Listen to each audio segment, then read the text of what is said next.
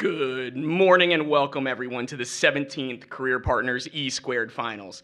I'm Roki Castro, former member of the Career Partners Board of Directors and current member of the E-Squared Management Team, working alongside an incredible crew here, Randy Richard Lutz, Sandy Boone, who's not with us today, Bryce Hardy, Ashley Carter, Jen Brandis, Beth Lane, and Patty Singleton. This is our E-Squared management team. Today, we are here to celebrate the vision, determination, and grit of our remarkable student entrepreneurs. This is the grand finale, the culmination of months of hard work, collaboration, and innovation. And trust me, you are about to be blown away. Teams, you've made it. Breathe in. This is your moment. Let's make it count.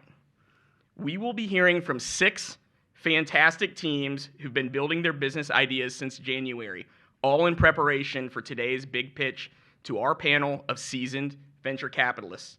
A huge shout out to Jen Brandis and Patty Singleton for putting together today's program, and inside you'll find a snapshot of past champions, as well as introductions of today's finalist teams. Before we begin, a few housekeeping notes to keep us at a level playing field and fair. So please power down all of your electronic devices, phones, tablets, laptops, and keep them off until all presentations have concluded. Please hold your applause and comments until each presentation and judging panel feedbacks are complete. Out of respect of the teams and fairness, there should be no communication with any student who has not yet presented. Teams could be disqualified for any breaches. Is everyone clear? Please give me a nod. Thank you. Also, teams still waiting to present. You may not watch other teams or follow the live stream. This keeps things fair and square. Throughout the morning, you'll see a rotating list of our amazing sponsors, contributors, coaches, and guest presenters. This program would not be possible without their generosity, time, and energy. It truly takes a village and thousands of man-hours to bring this program to life. We thank each and every one of you. So let's rewind for a second. The semester began with randomly selected teams kicking off E-Squared with events at each high school, where students met their teammates and began team building. From there, they dove headfirst into the world of entrepreneurship, learning what a business plan is and what it's not, how to market and finance a concept, and how to present it with confidence. Our coaches, also listed in the program, went above and beyond, visiting classrooms regularly, guiding students through brainstorming, budgeting, refining, and rehearsing. A special thanks to Green Roost, Express Copy and Graphics, Able Heating and Air, and O&A Coffee Car for opening up their doors and giving our students a behind-the-scenes look at real-world business operations. These field trips brought our curriculum to life. All while this was happening, these students were learning faster than a fire hose could pour, grappling finance, accounting, social impact, research, revisions, and team dynamics. Before school, after school, on weekends, their transformation has been nothing short of inspiring. Now to the folks that we've tasked with doing the impossible, choosing a winner. We're honored to have 6 phenomenal judges here with us, experts in their fields, leaders in their industries, and champions of future innovators.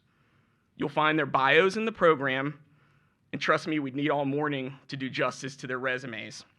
So please join me in welcoming the far end, Ed Dalrymple, Raymond Knott, Sharon Clark, Xavier Richardson, Paige Reed, and Norm Loudermilk.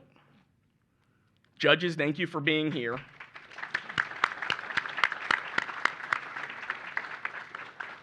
Thank you for being here and lending your expertise to support our next generation of entrepreneurs. Students, this is it. Good luck, be bold, be proud, be you. And now to kick off this morning, I'm going to turn things over to Randy Richards Lutz, Director of Career and Technical Education at Culpeper County Public Schools, who will guide us through what's ahead. Thank you, Roki, and good morning, everyone. It is indeed a pleasure to see so many people in the audience spilling out into the hallway. We really have an exciting day ahead of us. So I want to stress, this is the 17th annual E Squared Finals. We've been doing this for 17 years now. And as I reflect on how far we have come since that very first year, I with you, it's absolutely amazing, right? Over the years, nearly $500,000, $500,000 in scholarship money provided by career partners and our local businesses here in the Culpeper community. Just an incredible, incredible milestone and a true testament to the talent and dedication that we see year after year. Before we begin, let's take a moment to honor the memory of two extraordinary individuals who has helped shape this program with their wisdom and heart. These two gentlemen were both E Squared coaches and judges, and you will see them on the slides as they go through. We lost Mr. Ken Greenfield and Mr. Jerry Raines very recently on Jerry, and their legacy lives on in every student who presents today. The entire E Squared family sends condolences to Ken and Jerry's family. So thank you to Ken and Jerry. A heartfelt thank you to the many people and partners who make E Squared possible. And we're going to hold applause while I go through this amazing list of people. Our superintendent, Dr. Brads, our executive director of curriculum and instruction, Mr. Rob Hauman, our principals, the Eastern View principal, Dr. Nate Bopp, the Culpeper County High School principal, Dr. Danny Soderholm, and the principal here at CTEC, Mr. Sean Summerscales. We have school board members and some elected officials here today. We can't do it without their support. Of course, as Roki said, our incredible coaches. How about a shout out for the parents? I think they deserve their own round of applause.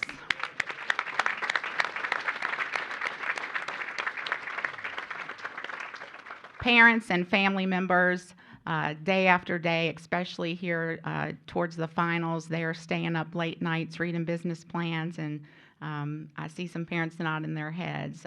Watching them practice, I know there's been some tears, but I know today they'll all make us proud. Our sponsors that you will see on the slideshow this morning, and our preliminary round judges. I told the finals judges this morning they had an easy job of reviewing 6 business plans. The preliminary judges review all 12 business plans. It's quite a task. Jason Rice, to my left here, he holds all the knowledge. He knows the scores, and he and only he knows where we stand right now. And Mark Callahan, our proctor over there, students will be taking care of you this morning. From Culpeper Media Network, back there, Johnny K., if you can give a raise of your hand. Jonathan Krawchuk is currently live streaming this for us. Thank you, Johnny K. And then Ian Cheney with INL DJ back there. He has been working here all week getting ready for today. And our very own Bo Corbin, if you'll give a wave, with Culpeper County Public Schools. Of course, the Career Partners Board, we have several board members here and former board members. I'd love if our board members and former board members could please stand. These folks make that $500,000 happen. Let's give them a round of applause.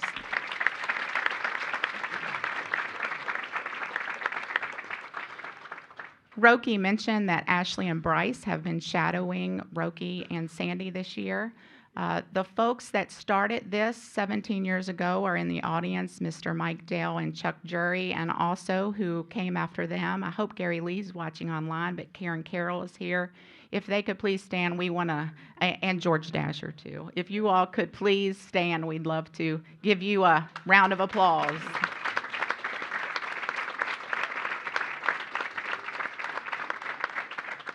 And of course, our past E Squared participants and winners, there's several of you in the audience, not this year's students, but students and alumni that are here that have participated in E Squared. Would you please stand? Now, I'm looking at one that's not standing. Come on.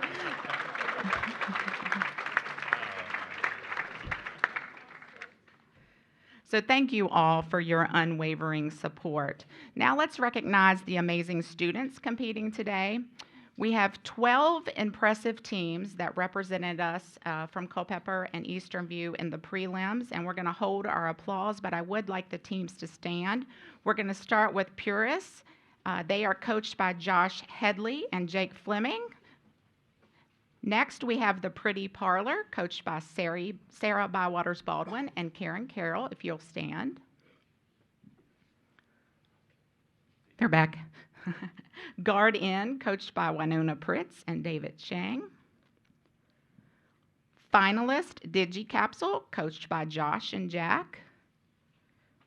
Finalist, In Tune, coached by Sarah and Karen. And finalist, Lingua Lens, coached by Winona and David. From Culpeper County High School, Steady Hands, coached by Tad Loving and Sydney Boyer. Illuminate Safety, coached by Dan Carlton and Matt Ciros. Lucky Waves, coached by Dan and Matt. Finalist, Orion, coached by Tad Loving and Sydney Boyer. Finalist, Cincy Care, coached by Reagan Ketterer and Kevin Richards. And finalist, Flame Blocker, also coached by Reagan and Kevin. Let's give all of our student innovators a big round of applause.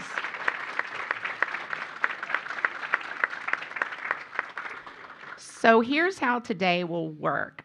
Teams will come in and set up, and then they'll go back out. I'll officially introduce them. They'll have 15 minutes to present. I'll give them a 1-minute warning. Then the venture capitalists, our judges, will ask questions for 10 minutes with a 1-minute warning. So this is a really important fact I need you to hear.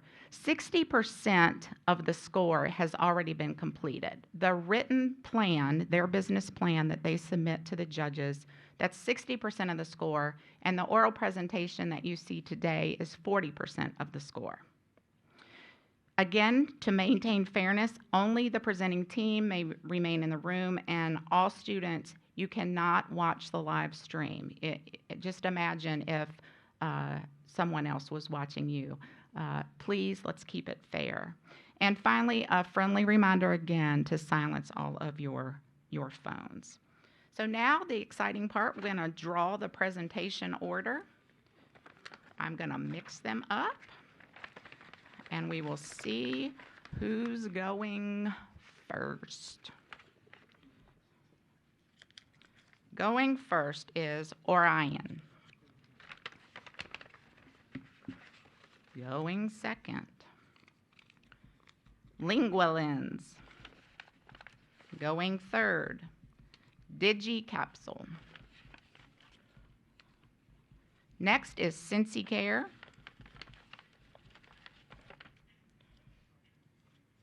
Next is Flame Blocker. And going last, In Tuned. So students, you can go, students, just a reminder, the first team that is going, you will be out here. On deck is the conference room, and my office is in the hole.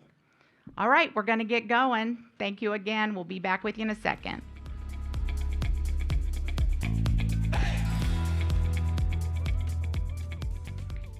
Welcome back, and please welcome our first team, Orion.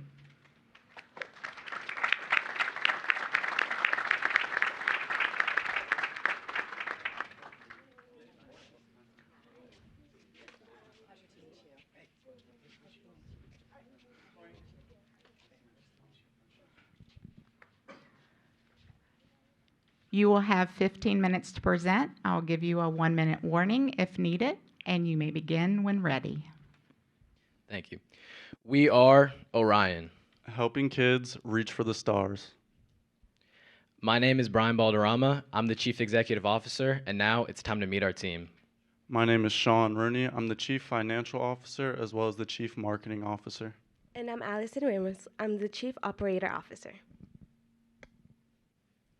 Now, before we go ahead and continue the presentation, I'd like to ask the audience a quick question. I'd like you to raise your hand if you've used an AI, or more specifically, ChatGPT, in the last 7 days. Wow. I wish I could say I'm shocked, but I'm not. which, as you judges just saw, there's been an overusage and misusage of AIs like ChatGPT, which is leading to a decline in student creativity and loss of critical thinking skills. Students, they're taking shortcuts in their education rather than fully understanding a topic, which in return is leading to a lack of student engagement in the classroom. Students aren't engaging with the material, they aren't engaging with their teacher, and they aren't engaging with their classmates. Why? Because they know later that block or later at home, they're going to copy and paste their assignment into ChatGPT. Now, all of us here on stage are living the problem. As you can see, we spoke with AP Calculus student Enoch Garcia. He stated that he regularly comes into school tired, exhausted, and not in the right mindset to learn.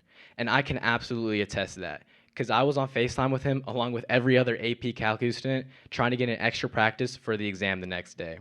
It would be a dream if we could get personalized practice that can be accessed at any time of the day. In this case, Orion turns that dream into a reality. We at Orion are asking for a $330,000 investment into our company. You will receive a 17% stake and experience a full 100% return by year 5. As you can see in our first year, we're negative, but even with this, our cash flow remains positive. And throughout the years, the reason we're negative is because of our investments into the Orion Foundation for beta testing and research and development to fund underprivileged schools who don't have the same learning capabilities as a school like Culpeper County High School. You can also see throughout the years we'll be up one year and then drop, and this is because of our investments into more employees to help with growth, as well as continuously investing into our Orion Foundation to help with kids' learning. So, who is Orion? Orion is your personalized chatbot that can be accessed at any time of the day. So, what do we provide? We provide 24/7 learning support, live progress reports, more accurate lesson planning, information sourced directly from your teacher's curriculum, and several different learning techniques. Now let me walk you through how Orion works. First, the teacher will upload the lesson plans or notes directly to the system. This will give Orion the foundation it needs to support the student when they ask a question. Next, the student will type their question into Orion, and then Orion in response will give them a step-by-step explanation of the concept. Then if the student is still confused, they can choose which step of the process they are still confused about. And this is where Orion gets personal. Orion in response will give the response best on their learning style, either visually, auditory, or through a written summary. This approach will help ensure the students will get the help they need in the way they learn the best. Now, where does all this information go? Students are engaging with Orion, telling Orion what they're confused on, and Orion figuring out where they learn best. All this information is sent directly back to the teacher. We offer a class overview summary and a personalized student summary. Now, we'll get to the class summary later in the presentation. Right now, we want to focus on the personal student summary. We understand that students oftentimes, more often than not, they have questions in class that they don't ask because they're worried about what their teachers may think or what their classmates may think. So in order for every student in Orion to feel as comfortable as possible, we're introducing the anonymous toggle button. Students can toggle on and off whether they want to remain anonymous while they use Orion or not. So what does Orion not provide? We at Orion want to strongly emphasize that our chatbot will never directly give the student the answer. We are a learning tool, not a cheating tool. As you guys can see here, these are our top competitors: MathAway, ChatGPT, Khan Academy, Delta Math. As you can see, some of them provide some of the features, but none provide the full range of feature that Orion brings to the table. For example, Khan Academy has verified information, but it doesn't adapt well to other learning styles. On the other hand, ChatGPT is incredibly versatile, but their information isn't always accurate and it doesn't align with classroom's material. Overall, Orion provides all of these features into one cohesive system that can be used for classrooms. As you can see here, we sent out a survey to students at Culpeper County High School to see their thoughts on AI. What we discovered from this was that 95% of our students are using AI and 77% are using it to cheat. We at Orion believe if 95% of our students are already using AI, why would we not try to incorporate it into our learning instead of continuously shying away and seeing the result it gets where our students are cheating in the classroom? As you can see here, we spoke with Easterview math teacher Robert Dwyer. After explaining what Orion is, how it works, and what our goals are, he said that with our real-time instruction and adaptive practice, it would be absolutely game-changing in the education field. Now to get into our marketing. We'll be putting 20% of our sales yearly into our marketing budget. In year 1, this would be $51,000, and by year 5, it'll be around $900,000. We understand that $900,000 is a lot of money, but keep in mind, this is just our budget. What isn't used towards our marketing will be put back into our Orion Foundation as well as back into your return on investment. Now for where we'll be marketing to. We plan to market to school districts, education conferences, and technology conferences. Why we chose school districts specifically is because we believe getting our product out by word of mouth is the best way to market, as well as being there face-to-face to help solve any problems they have with our trainers that we have on hand. And for the education conferences, we chose that specifically to target teachers because we know that this can be a tool to help them understand their students completely and help them way better with any problems they have. We also want to take any input to research and, any input and critiques they have to help further our AI because we believe that students' learning can always be improved upon. And adding on to what Sean said, we understand we have a very aggressive marketing strategy. However, we expect to have a surplus of cash in years 4 and especially 5 due to brand recognition, word of mouth, and growth of our social medias. We all know Khan Academy, we all know ChatGPT, but I don't remember the last time I saw an ad about them. And here is the vision of our company growth. We plan to capture 0.5% of our target market each year. In our first year, we are marketing towards the DC metropolitan area, including Virginia, Maryland, and West Virginia. In year 2, we expand to the Northeast. In year 3, down the East Coast. In year 4, to the Midwest. In year 5, marketing across the entire country, going nationwide. After year 5, we will be adding middle schools and colleges into our marketing efforts, even though we are ready to expand at any time and can easily integrate this tool into those school systems. And Mr. Richardson, we did some research on you. We know that you love working with all types of students, first-generation students, students who want to learn, who want to grow, and who want to be better. And we are 100% ready to work with you, whether it's middle schoolers, college students. So if you like our product, please stay after. Let's talk. Ensuring the privacy and seamless data flow of our students and teachers is crucial to the success of Orion. This is why we're working with Amazon Web Services. So what do they provide? They provide every interaction that goes on in Orion to be instantly encrypted, ensuring the security and privacy. That data then flows over to our website or Chrome extension Orion, which students can then access through a school laptop or Chromebook. Now, let's take a deeper dive into what actually powers Orion. I know at first this image may seem a little complex, but we're here to break it down for you. Starting here from the left, we have our users, which would be our students, which then input a request, which would be their question to Orion. That's when it hits Amazon Bedrock.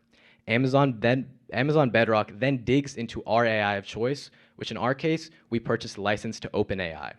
Once they receive the response from OpenAI, Amazon Bedrock sends that response directly back to the student. So now you may be asking, where does the Amazon Web Cloud come into play? Think about it like this. It oversees all of the computations, both on the teacher side and on the student side, whether it's the student's chat history or the teacher's documents that they input into Orion. We will offer site license directly to school districts. This will make it easier to bring Orion into those classrooms. It will cost $23.88 per student annually. This pricing model is made with convenience in mind, knowing that some schools typically budget for educational tools. Now for our projected sales. In year 1, we plan to reach 8,130 students, which is 6 schools, but by year 5, we expand to 181,570,000 students, which is 134 schools.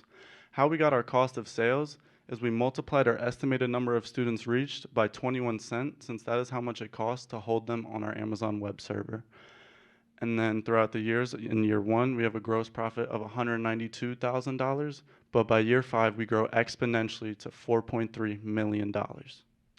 And we actually spoke with 2 financial experts, one from L&P Martin Financial Firm and the other, Mr. Tripp, that some of you may all know. And Mr. Tripp actually applauded us for being negative in year 1, as he said, that's what happens in the real world, and that is the realistic approach. And our other financial expert, he also said the same thing. Our numbers are very realistic. However, he also said, in his professional opinion, our numbers are very, very conservative. We explained to him what Orion is and who our market is, and he strongly believes that our scales would be much greater and would skyrocket. And the reason why we chose to go conservative was to show that even under circumstances like this, we are still a successful company and will continue to be. And here are some of the package options. As Allison stated, we got our number from $23.88 per student, but we'll be selling it by site license because that is school's preferred way of purchasing a learning tool such as ours. And the way we got our pricing model is we spoke with one of our key advisors, Gene Beamer, who's the head of technology for Culpeper County Public Schools, and he informed us of another learning tool we use here at Culpeper County. And even for a small school like us, Culpeper County High School, with just a little over 1,200 students, it was costing us $40,000 annually. Now it's time to see Orion in action. As you can see here, judges, this is how it will look on a student's end. The students will look us up through the browser. Next, we're going to enlarge it to see it more clearly. Following that, the student would then input their question into Orion. Orion then breaks down the skills and steps they're going to need to complete the problem and asks the student to specify which part they're stuck on. Following that, the student simply identifies, here, step 2. Finally, Orion gives an easy, simple to understand breakdown of that specific step, referring directly back to the teacher's notes. As you can see here, can refer back to page 14 of Unit 5 notes. And to make it easier and more accessible to students, we also provide a direct link that takes them exactly where they need to be. Finally, Orion offers a few other ways to continue their learning, which include trying with another example, seeing a visual or video, or seeing another summarization and technique. Now we're going to go ahead and see Orion live in action. As you can see here, the student has a math problem. Also, they're playing with our light and dark mode. The student then types in, how do I find a derivative? Once the student types in the question, just as shown before, Orion identifies the steps and skills they're going to need and asks them to specify. Student then identifies that it is step 2, and finally, it gives an easy to read breakdown, refers right back to the teacher's notes, as you can see, a link to the calculus notes, and the 3 other ways to continue their learning. Now, I mentioned earlier we were going to go back to the class overview. So once all of this information that's stored in Orion, where does it go? Like I said, right back to the teacher. So now for the class overview part. Let's say, like we were going over our math notes, we're all struggling on question 7.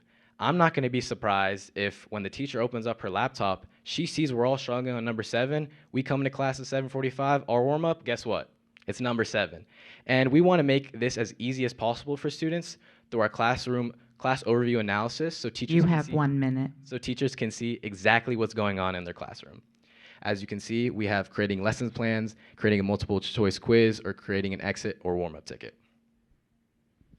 Now we'd like to give a special thanks to our key advisors, Gene Beamer, Jason Rice, David Lee, Bryce Hardy, our coaches, Sydney Boyer and Tad Leving, and our wonderful teachers, Elizabeth Lane and Kathy Uribe. And I'd like to add one last thing we'd want you judges to think about before we wrap up this presentation. AI, it's here, and it's not going anywhere. We understand this is a major issue for our educators and for our administrators. We even spoke with Mr. Summerscales, somewhere he's here in this room, back there he is, and he's told us that he's constantly being asked, what are they going to do with cheating? What are they going to do with AI? Can we use it? If so, how? We understand it's like the Wild West out there for our educators. AI, it's new, it's changing, which is exactly why we bring to you Orion.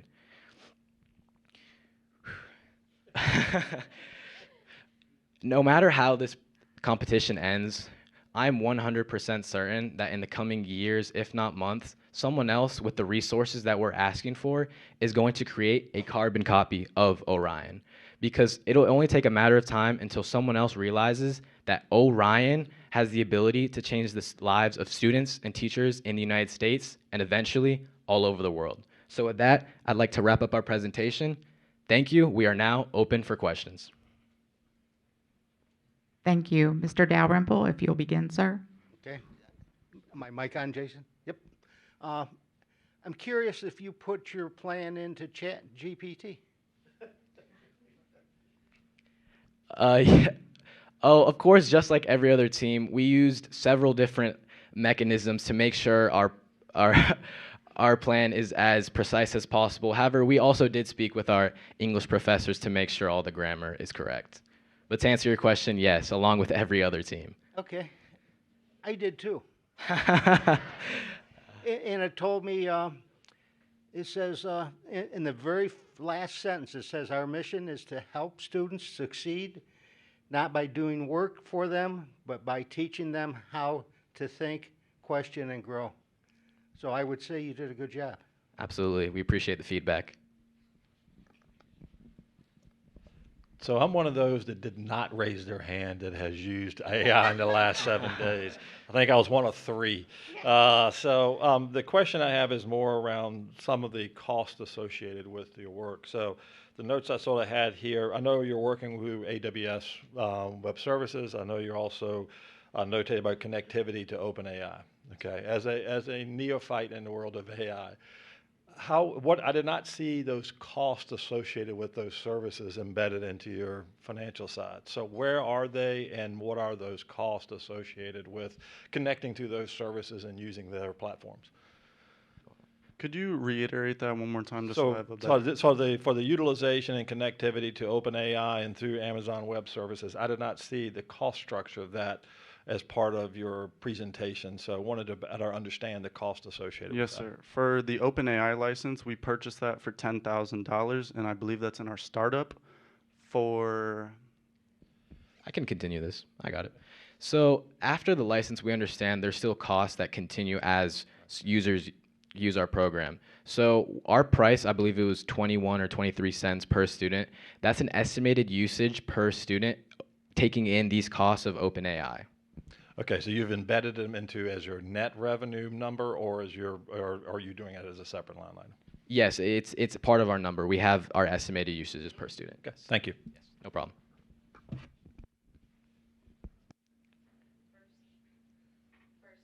Well, let's get it going here. Hello. Oh, there I am. I really don't need a microphone. I wanted to just express how amazing your presentation is.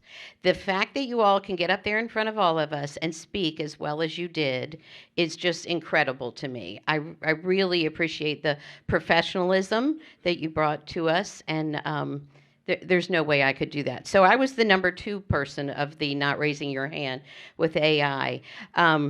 So one of my questions is, you found a location for your business that's very inexpensive in Culpeper.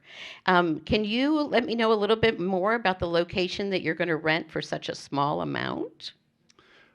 Yes, ma'am. We found it in, obviously you just stated Culpeper. It was 250 square feet, and we saw it was 8,400, and it included expenses such as desks, computers, phones. They were already there.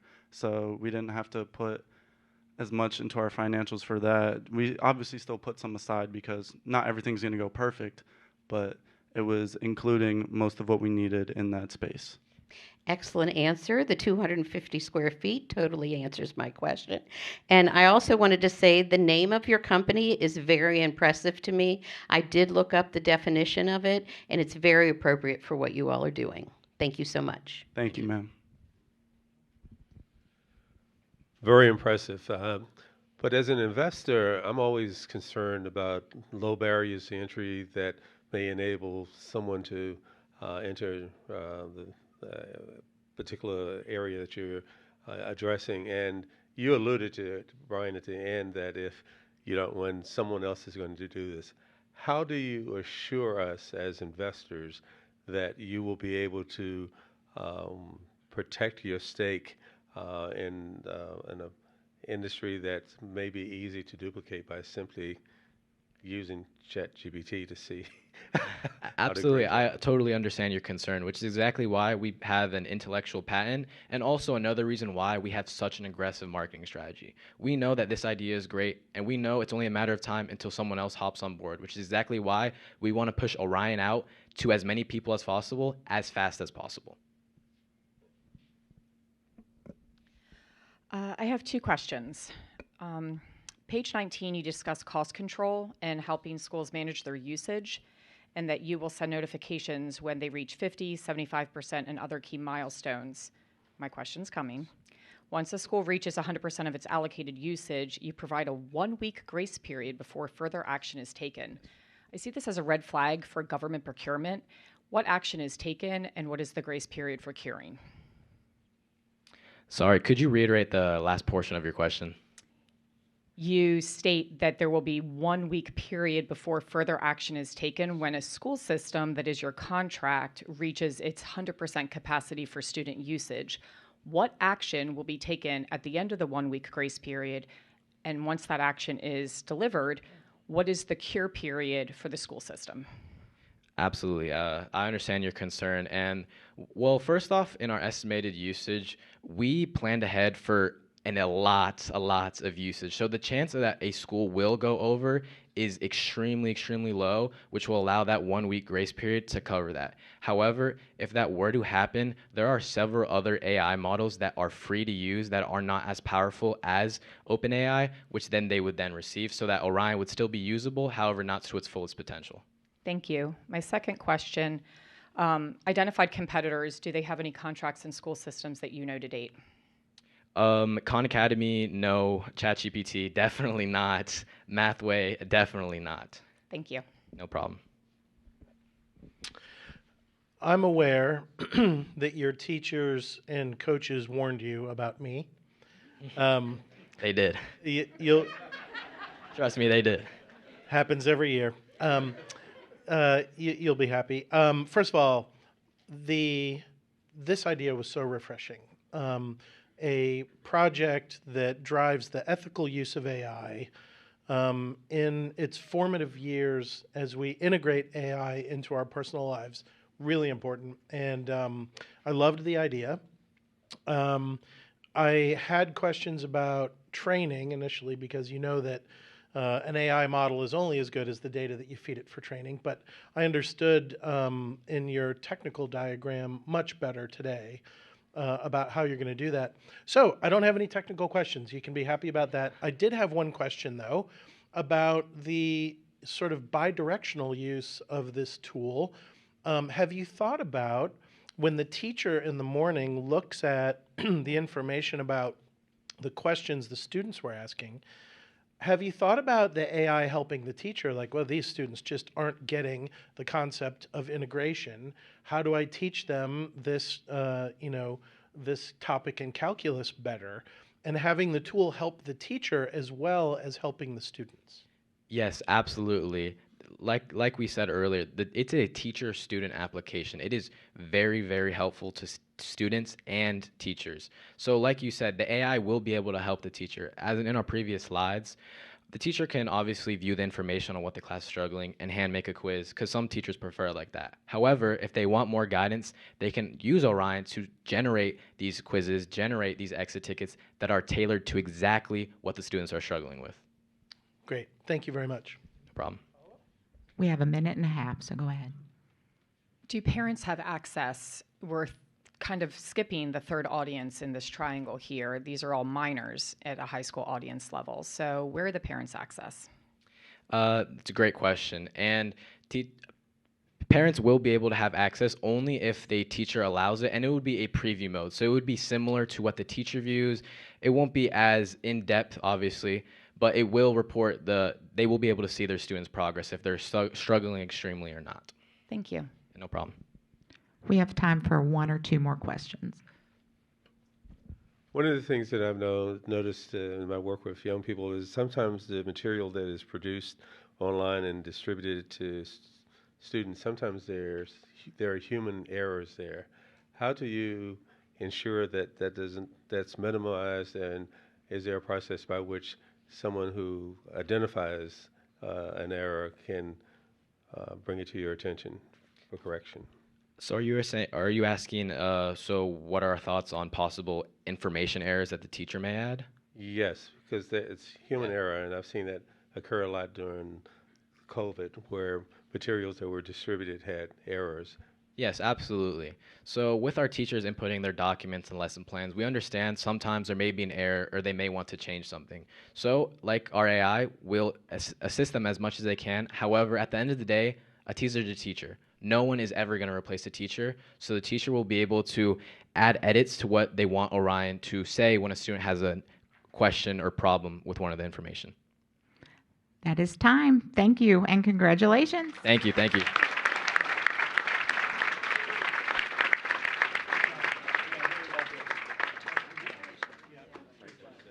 We will start back at 9:15 with LinguaLens. 9:15.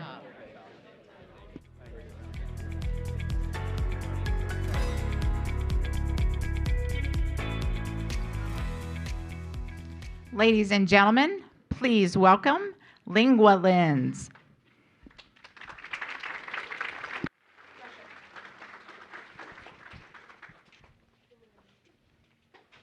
Good morning. Good morning. Good morning. Hi. Good morning. Good morning. Good morning. How are you?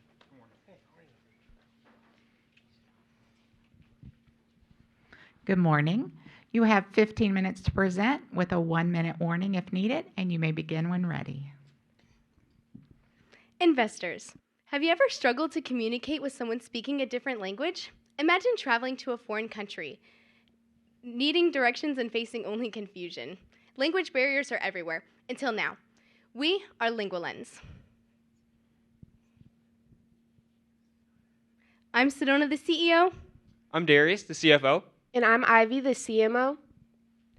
This school year, I have had the amazing opportunity to host a foreign exchange student in my household named Sonia Bilgabai. This is her story about traveling to a foreign country and navigating the language barrier there. Hello, my name is Sania. I'm an exchange student from Kazakhstan, and it's been like 7 or 8 months since I'm living in the US. And I'm not gonna lie, I face different language barrier situations on a daily basis, and of course it gives me inconvenience. The most recent situations that I can share with you, it was in my English class. We were reading Shakespeare's work called Macbeth, and I would assume it was written in some old language, like Old English, because I did not understand anything, and I didn't want to interrupt the teacher and ask a question after each line, and like typing it all on the Chromebook and looking for a translation would take my time, and I would be like behind from the whole class. So I feel like that one day, if I had the language translating classes, it would have been really, really helpful and saved my time. We're seeking an investment of $705,000 for a 25% stake in our company. With this, investors will receive a full return on their investment by year 4 and more than 200% by year 5. But what is LinguaLens? LinguaLens is a pair of glasses that provide real-time, two-way translation. Traditional translation methods, such as phones and other handheld devices, are slow, awkward, and impractical. Unlike existing tech, LinguaLens doesn't just translate speech in real time, it also empowers you to respond, thanks to built-in speakers that translate your words back during conversation. LinguaLens provides real-time, two-way translation for an undisrupted conversation. Now you may be wondering, how does it work? There will be a toggle on the left arm of the glasses for users to choose between 2 different modes, input and response. The input option will allow for translation to the user through bone conduction speakers, while a response option will allow for translation to others through a directional speaker. The LinguaLens mobile app will hold over 144 different languages and dialects for users to choose from, and with the use of AI technology, provide for seamless conversations. Ivy will now tell you more about our app control. Our mobile app is the control center for our glasses. Through the app, users will be able to select an input response. This will be their preferred or native language in which they receive their translation. Through the app, users will also be able to identify the language that's being translated as the response language. Although this is not necessary, it is recommended for the best use. We designed an app like this so wearers will have a set user language with a wide variety of translation languages. The app also gives you the ability to save a script for future use. As you can see on the screen, lots of companies are trying to capitalize upon this huge need. Our competition ranges from translation earbuds exclusively sold on Amazon to massive companies like Meta. We have analyzed our competition to stay on top of the market and differentiate ourselves. Translation earbuds exclusively sold on Amazon do not provide two-way translation. In addition to this, their earbud design can be uncomfortable for extended use, especially for travelers who may be wearing them all day. Meta Ray-Ban may provide quality translation, but that's where their benefits that's where their benefits stop. They do not provide personalization, offline functionality, and most importantly, live two-way translation. Yet they come with a hefty price tag. LinguaLens, on the other hand, is nearly half the price of Meta Ray-Ban's cheapest option for AI smart glasses.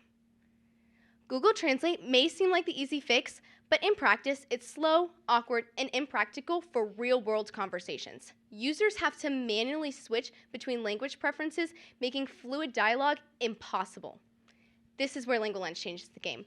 Our glasses provide quality, real-time, two-way translation so that users can both hear and speak in another language.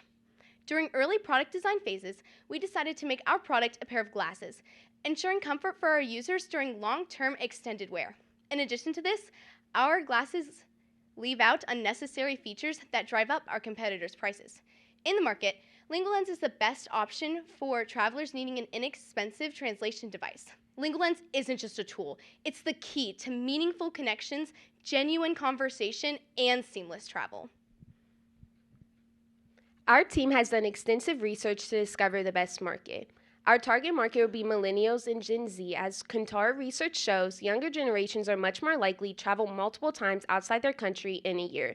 However, we are not limited to these generations. We have recognized the positive impact we have had for all. We will use multiple marketing techniques and strategies to capture this group, including trade shows and events where potential customers can interact with our product and experience LinguaLens firsthand and pick up branded items like in the bag Sedona is handing to you now.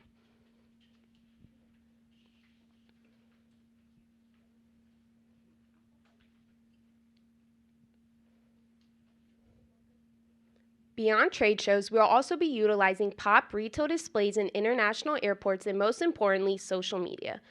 LinguaLens will manage a Instagram, TikTok, and Facebook account, as research shows younger generations are primarily on these platforms. We will post how to use our product in use and testimonials to these platforms, as well as partnering with relevant travel influencers whose audience aligns with ours. Here's an example of a promotional ad.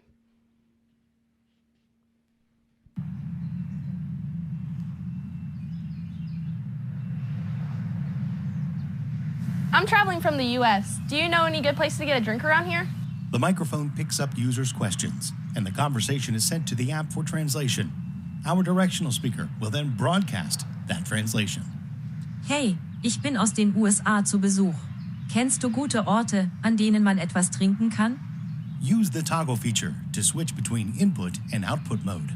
Hey, herzlich willkommen in Deutschland. Du musst unbedingt Boba Kappa ausprobieren. Sie haben Bubble Tea tagsüber und abends eine Cocktailbar. LinguaLens will then translate the response back to the native speaker. Hey, welcome to Germany.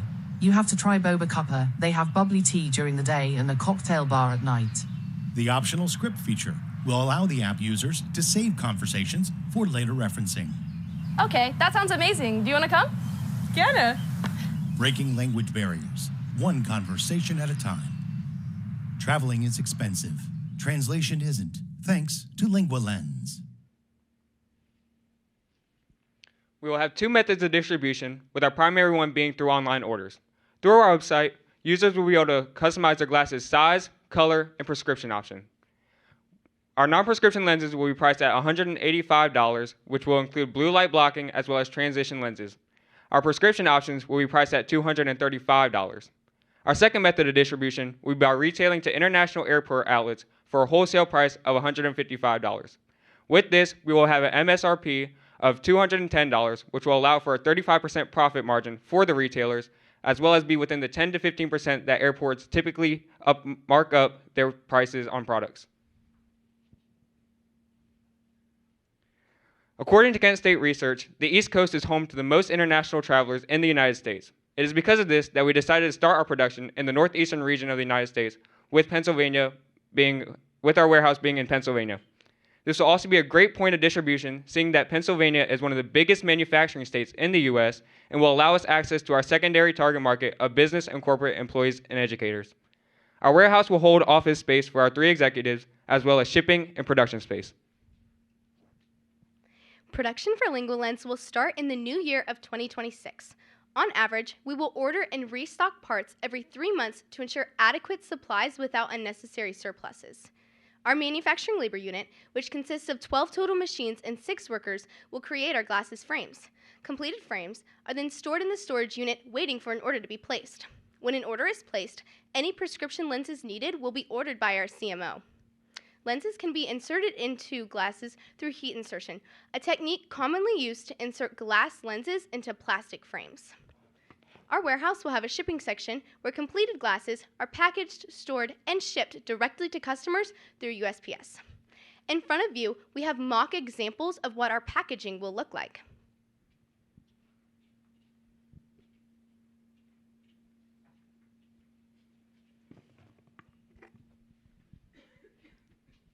LinguaLens's launch in 2026, we primarily focused on the start of our R&D team, product quality, and building inventory.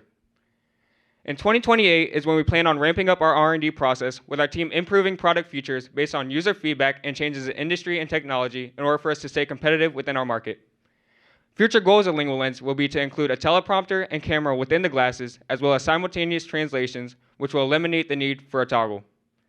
In 2029 is when we plan on expanding into the southern region of the United States, and from 2031 and beyond is when we plan to capture the entirety of the U.S.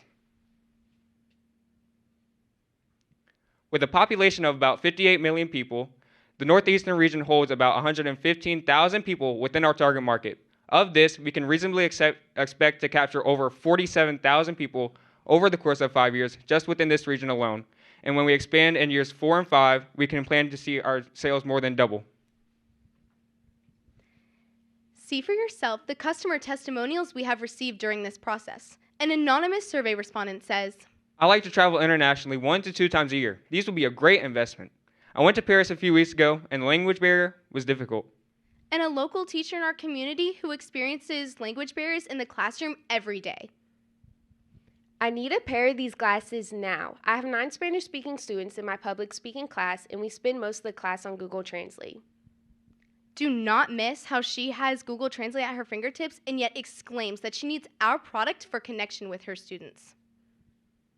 With your investment of $705,000 and a 25% stake in our company, you can join us in revolutionizing the way we connect and communicate across different cultures, communities, and nations through the LinguaLens.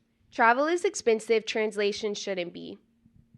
We are LinguaLens. Thank you, and we'll now be accepting any questions. Go ahead, Norm. Well, this is awesome. I have been waiting for someone to build or propose to build this product, this solution. This is great. We have the technology to completely remove the language barrier in our society. And this is great. My only question is, as it was shown in the video, I think this would work really well in a quiet, isolated environment where there's 2 speakers. Have you given thought to how this would work in a crowded restaurant where there's 10 conversations within hearing range? And how would you isolate the voices so that it could effectively translate the right person? Thank you for that question. So we have done extensive research on this, as we know that we want it to be used in these travel settings and business settings. So we designed our product to where it would be directional. So anybody that's facing you, like directionally, it will pick up only that noise, as well as having noise cancellation technology already existing. We plan to incorporate this within the product as well, if that answers your question. Thank you. My second question was around why the toggle. It seems like the device could be smart enough to know when you're speaking that it needs to translate that, and then when it hears conversation, smart enough to know that it needs to translate it back. But I think from your presentation, you said that that's in step 2 where the advanced R&D comes in. Is that right?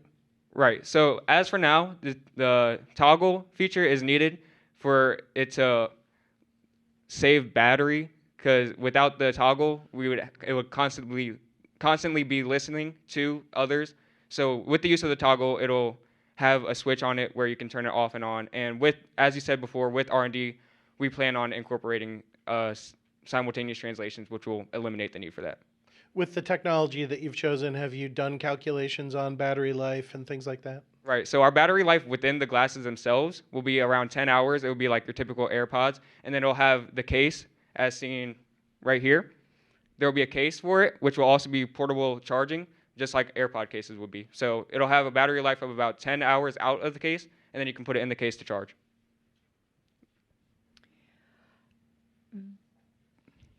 The base of this product is technology driven, and in your budget for pre-launch, I do not see associated costs for purchasing the license and full usage rights for the software.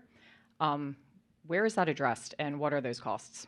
Right. So we have looked into that. We will be utilizing our legal team and advisors for this, which is also accounted in the financials.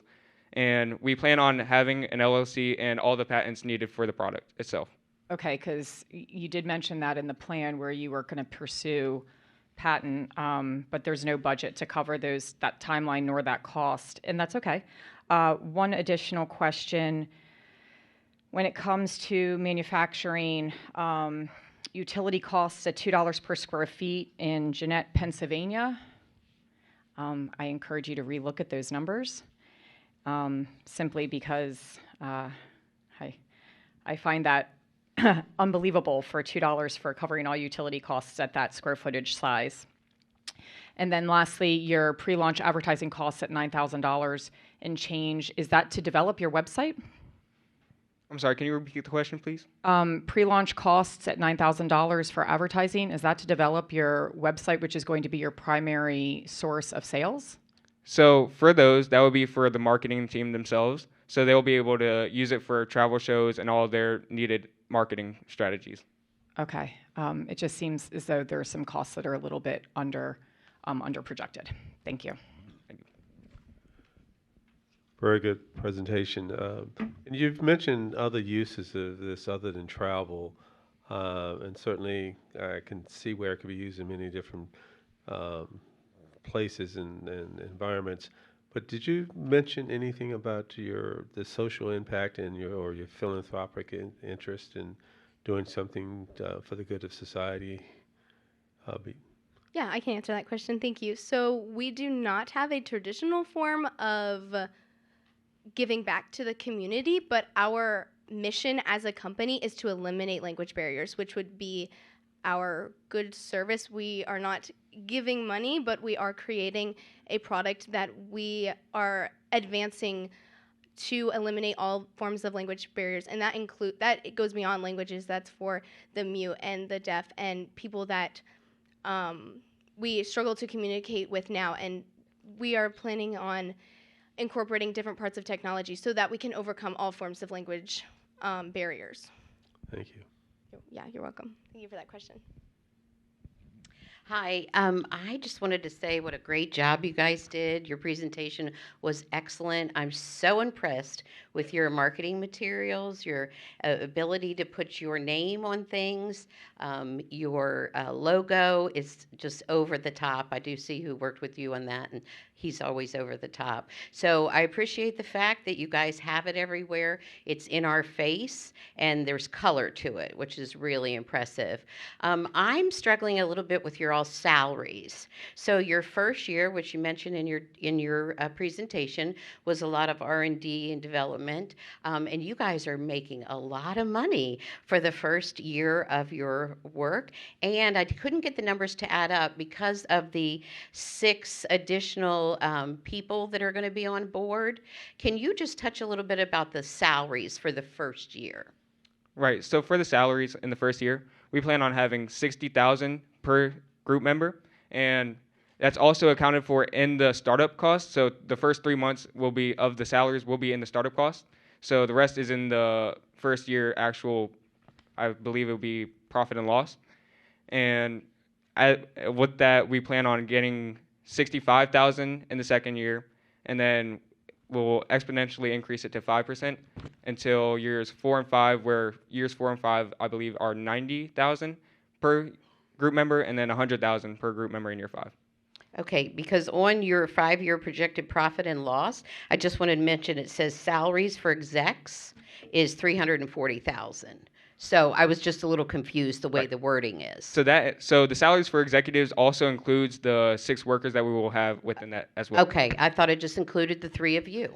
So thank you very much. Thank you for that question, and thank you for clarifying. Great job, and you guys look like, oh, just awesome up there. I'd like to also compliment you on your logo design. I think it allows you to brand without the name and just the logo itself, so good job on that. Question I have is into some of the translation services that you have. I know in traveling abroad, a lot of times in the same country, you can go to different regions within that country, and there may be a change in both the accent or the dialect or the use of regional slang that may not always pick up in some translation services. How are you trying to address that? I know recent travel to Scotland, within the same city, I would get into different, and they were speaking English, and I was getting different tones, dialects, verbiage that was hard to follow. Yeah, so we have addressed this issue through using AI technology. This will allow our product to learn different dialects, learn different slang, and incorporate that into its translation. So we have accounted for it in that way. And then also through R&D, we will be refining features in the app to introduce new slang as languages come out with that, and dialects. And then our final way of addressing this problem is through customer feedback. We will have a feedback loop with customers through surveys and QR codes and stuff like that, so that they can see the languages that they need and the dialects that they need in our product. Thank you for that. And just one last comment, because I know we're probably running short on time, is just, so I won't ask it as a question, but it's, usually I'm the numbers guy and Paige is beating me to the punch here, so I won't go back and revisit that, but I think you may want to revisit some of your R&D. I didn't see future year budget for R&D, and that's something in this space you'll be having on a recurring basis. Mr. Dalrymple, we have 1 minute. Okay. They certainly could have used this about 2 months ago in Thailand. But I am back, so here we are. How are you? This is a very good presentation. It's well needed. I think the thing that's going to happen is once you have it out for consumption, the world becomes a smaller place. Are you prepared for a growth quicker than what you're showing? Right. So our numbers are conservative with this. So we have done a worst case and best case scenario for our financials. And with the best case, in cases where we have a 5% capture rate rather than a 3% capture rate, we have contingencies for this, and we will more than, I believe it's 400% on the return on investment, and we will plan for this accordingly with extra material cost, and I believe the ask just goes up to $770,000 for that. Okay, thank you. And that's time. Look how perfect that was. Congratulations. Thank you.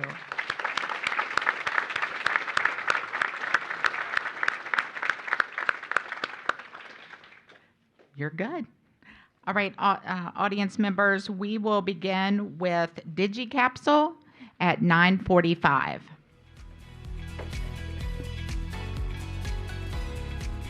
Please welcome DigiCapsule.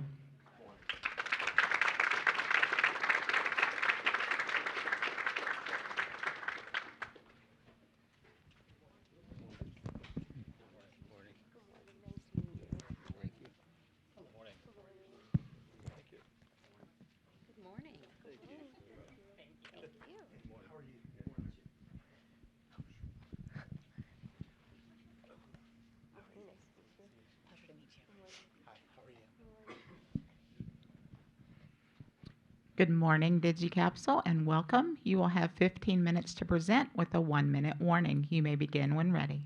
Thank you. Good morning, everyone. We are DigiCapsule, your destination for countless family memories.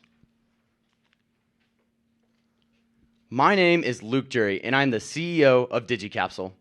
I oversee the day-to-day operations and the general management of our company. I'm Summer Taylor, the CMO of DigiCapsule. It is my role to connect our product with the right audience through strategic outreach and promotion. And I'm Aryan Amir, the CFO of DigiCapsule. I manage our financial strategies to ensure we're not only sustainable, but scalable in the long term. Together, our team has built a platform that ensures no family memories are ever lost or forgotten. Imagine losing all of your family memories in an instant. A flood, a fire, or simply time fading them away. Now, what if you could preserve those memories for a lifetime? 7 out of 10 people worry about losing their precious family memories to an unforeseen circumstance. In February of 2025, the Southern California wildfires devastated communities, damaging over 10,000 homes and claiming several lives. Families affected by these fires not only lost their loved ones, but also valuable photos, memories, and keepsakes. This incident highlighted the vulnerability of physical media, and while cloud storage solutions like Google Photos are out there, they often lack emotional connection and meaningful sharing. DigiCapsule bridges the gap between sentiment and technology, making user sharing more meaningful than ever. DigiCapsule is a cutting-edge, easy-to-use mobile app. It easily allows you to share pictures, videos, audio messages, written notes, and more to a shared family tree. To access this information, you simply log into the DigiCapsule app using your secure username and password. Then you can view any media uploaded by your family. Whether it be an old picture or a precious video, these memories are stored in the DigiCapsule family tree for the generations to come. I'm now going to play a quick personal video that shows you just a little bit more about what inspired me and our DigiCapsule team to create this amazing product.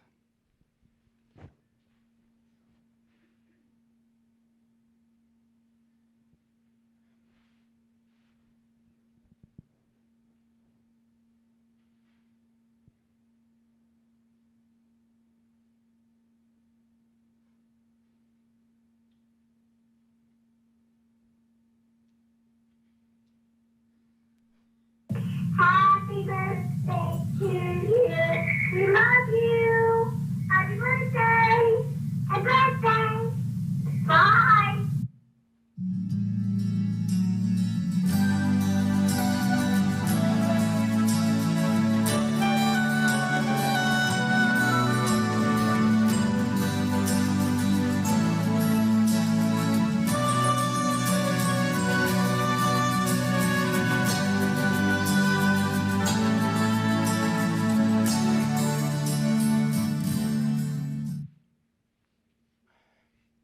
That was my aunt, Robin Whitlock Smith, and her memories would have been preserved forever in the DigiCapsule. DigiCapsule is more than just an app. It's a meaningful way to preserve your family memories forever.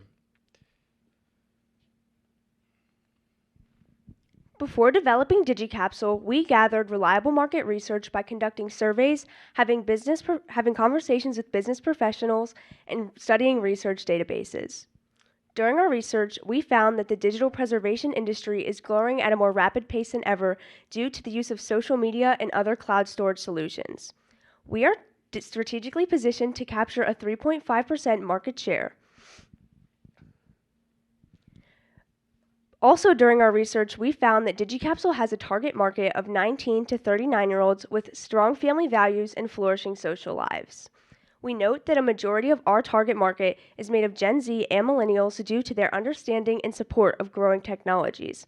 However, since DigiCapsule is meant to be shared throughout generations, we also note the value found in our interface by younger and older generations. Our marketing plan follows 3 phases. Phase 1, being through basic social media promotion and gaining user engagement. Phase 2, being through paid online social media promotion and ambassadorships with local influencers. And phase 3, being through personalized bundles and our integration of our analytically curated email database. Additionally, in year 3, we plan to work with digital preservation companies such as Shutterfly and Ancestry to support the growth of our company. I will now play a quick video of our first ambassador, Erin Ivey, explaining a little bit more about how to use the DigiCapsule app. Hey guys, I'm Erin Ivey, an influencer for Culpeper, Virginia, and I am a proud DigiCapsule ambassador. Here's a quick video on how to use the DigiCapsule. First, you will open the DigiCapsule mobile app on your device. You will then be brought to a sign-in page where you're required to enter your secured username and password. Once you're signed in, you'll be brought to the DigiCapsule homepage where you will have access to your family tree and calendars. You can also explore the Feed tab on the app, which exclusively shows memories shared with you by your loved ones. In order to upload a photo or video to the tree, you must scan or upload the media and share it using DigiCapsule's unique indexing feature. DigiCapsule is my destination for countless family memories. Make it yours today. Summer will give a quick demonstration that shows how easy it is to scan a physical photo into the DigiCapsule app. Summer has the picture she'd like to scan. She will lay this picture flat on a flat surface like that table. Then she will pick up the device she'd like to scan the picture on. She will hold that device above the picture for about 2 to 3 seconds. This automatically removes the picture's background and improves the picture's clarity. Then she will snap the photo. Wait 2 or 3 seconds, and boom, her picture is automatically into the DigiCapsule app. It's as easy as that. Then she can input the name, the date, and other information she'd like to add to the photo. This can be shared with her entire family tree for them to access at any time.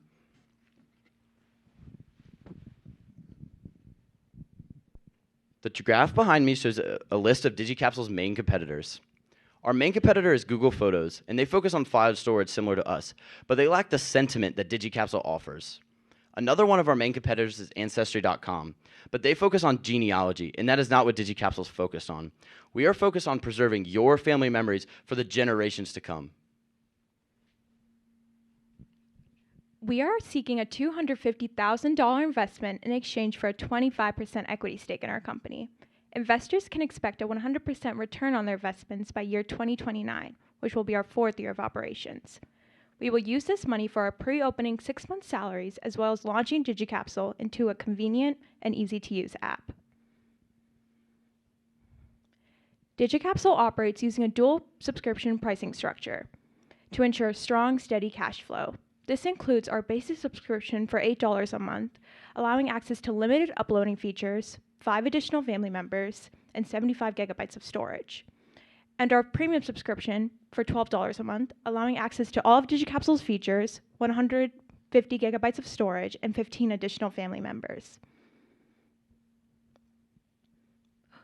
Additional family members can be added to the family trees for $1 each per member, every member providing 5 extra gigabytes of shared storage.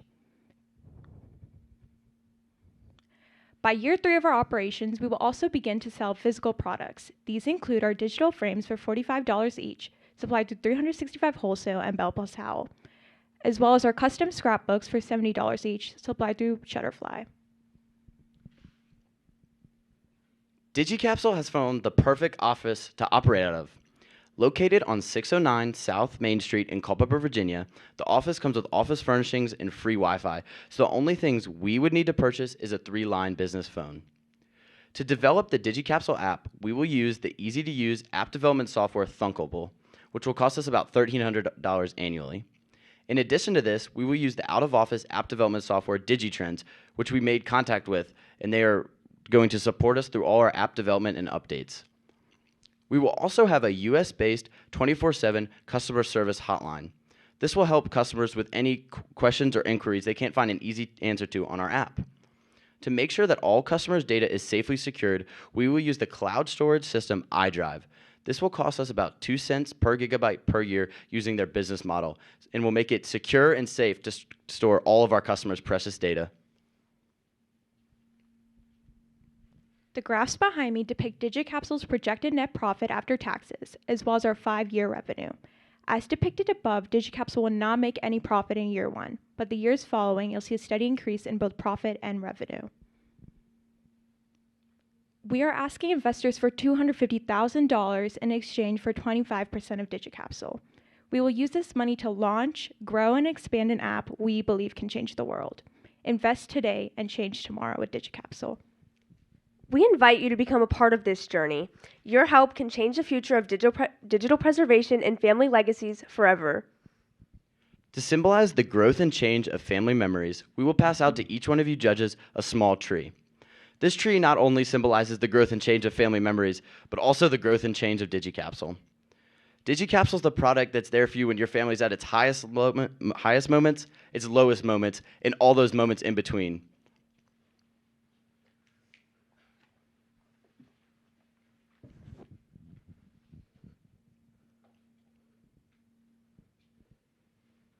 We want you to grow with this tree, and we want you to grow with DigiCapsule. Thank you so much, and we will now take any questions you might have. Nice presentation. Thank you for the tree. We'll start a forest here. You had the competition that you listed. You didn't mention 23andMe. They actually went bankrupt. So did you look at what happened? So we mentioned 23andMe in our slide for competitors. We didn't say it verbally due to their bankruptcy. However, we know that their bankruptcy is very controversial due to the data storage leaks that are happening because of it. So we have ensured that none of this will go on through legal advice from our advisor, Josh, as well as our iDrive service has a business plan which has backup security enabled already. Again, nice presentation. Also, really like the sort of tie-in of the tree into the logo. I think that's well done. My question is more around your plan around the subscription service, client acquisition, and retention rates. I did not see any specific numbers into your retention rate. You're doing a monthly charge, but on an annual minimum subscription to start, and then I think it seemed to be month to month based on your plan thereafter. Any subscription service, you're going to have folks enroll, and then they're going to drop. You didn't put what your anticipated retention rate was, and to fuel your growth, how much you needed to acquire and new customers annually. So if you can provide some color on that. Could you give me a little bit more about what a retention rate is? So retention rate is if you sign up 100 customers and 30 fall out and 70 stay, that's a 70% retention rate. Okay. So to grow over year, you not only have to acquire the 30 you lost, but you have to also then to acquire the new number that you have. So I didn't see any commentary around that. Okay, yeah, that's helpful. Thank you. So I'm not exactly sure what our retention rate is, but to keep customers engaged in our product, we will it will be updated monthly.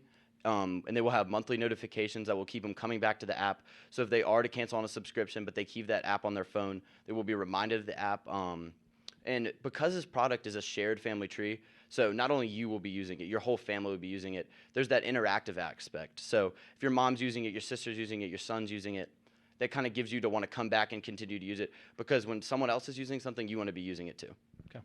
Thank you. And then one last follow-up, if I could, on your target audience. You really highlighted the 19 to 39-year-old generation based on technology piece. Don't sell us old folks short. so as a new grandfather, I can tell you I'm begging for photos from my daughter. So make sure that I would relook at your audience there a little bit. Okay, thank you. Excellent presentation. I love the fact that you answered his question honestly, that you didn't know the retention rate. That makes me even more appreciative of your presentation and the fact that you'll research that. I love that. I'm also a big fan of your logo. It really tells me, it's family driven, a little emotional with your presentation, which touches at the heart, which is very important for an investor. And I also appreciated the fact that you gave me a chart of, 150, he's going to die, gigabytes, is it? Yeah. So I'm not a technology person, so I appreciate, even though you don't want to sell to me because I'm too old, but you do explain some things in here, so I really, really appreciate that. I also have a notation about the target audience and the ages, because I currently own a frame at my house and absolutely love it, and but my frame broke, so all of it's gone. I don't have it anymore, and so I don't know how to get it back. But I also was wondering, why are you waiting, I think, until year 3 to do your frame? I think that's a hot thing right now, and it'd be great if you introduced it initially. We are expecting to use our initial money for other expenses, such as launching and growing our app. And we are saving it for year 3 because it's not our main source of income. But we see potential revenue in it. And just a small add-on to that, because the tree in that first year, people will just be buying our app and just start uploading pictures. We figure by year 3, they'll have enough time to kind of work in. They've got a lot of stuff in there. So that frame and scrapbooks are really going to start being more useful, and we're going to get more sales starting then. I bet you all make your parents very proud. Very good job. I was curious. I was looking on Figure 5, and it references, the companies that your survey results show what competitors they've used before, and but it doesn't reference the statement that says what they value most about your platform, because that's really critical for us in understanding. It mentions 3 things, but it doesn't include this on the figure.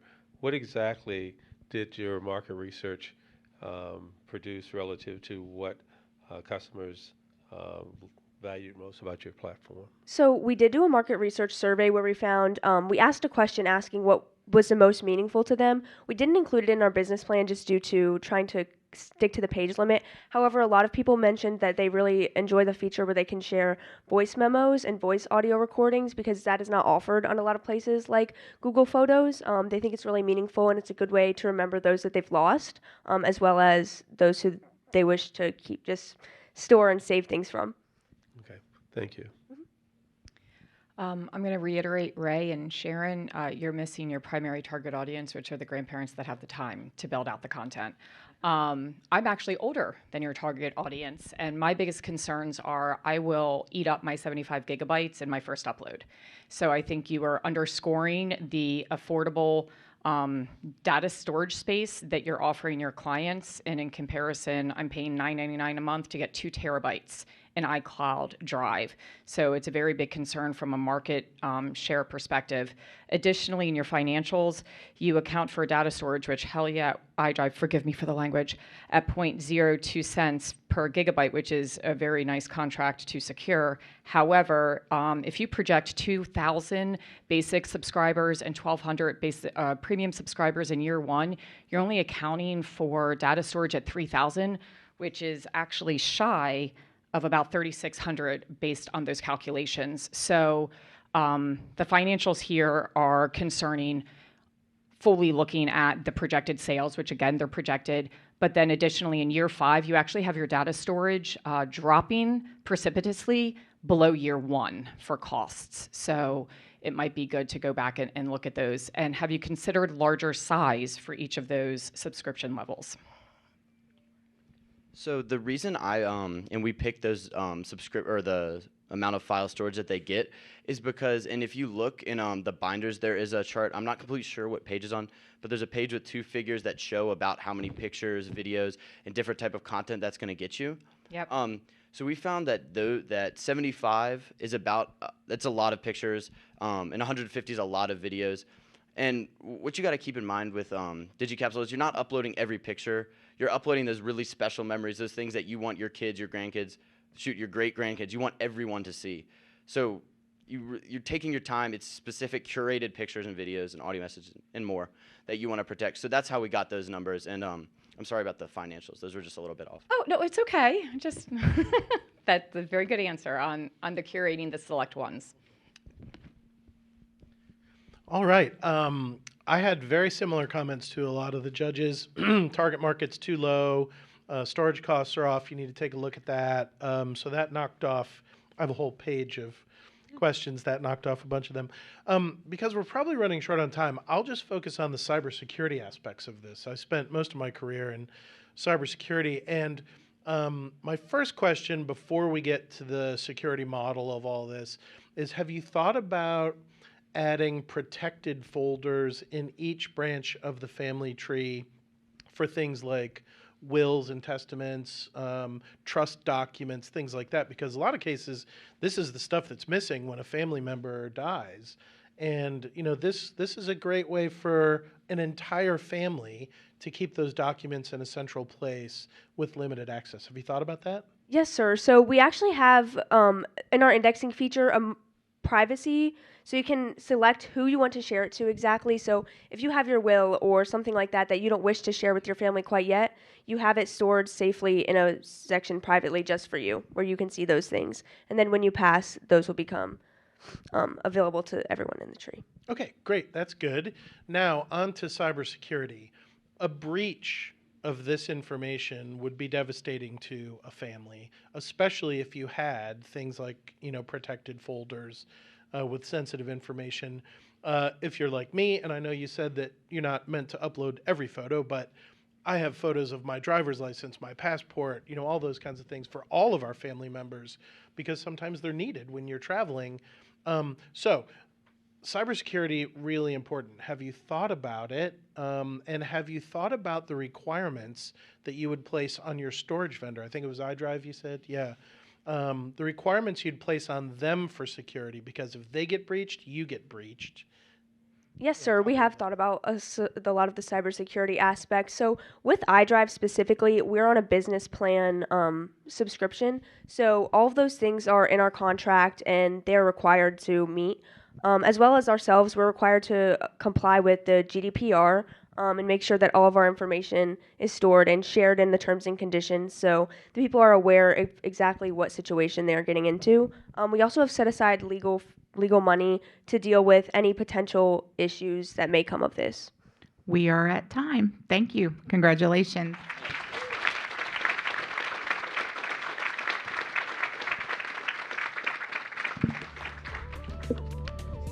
We are back on schedule, so our next group will be CTEC at 10:15.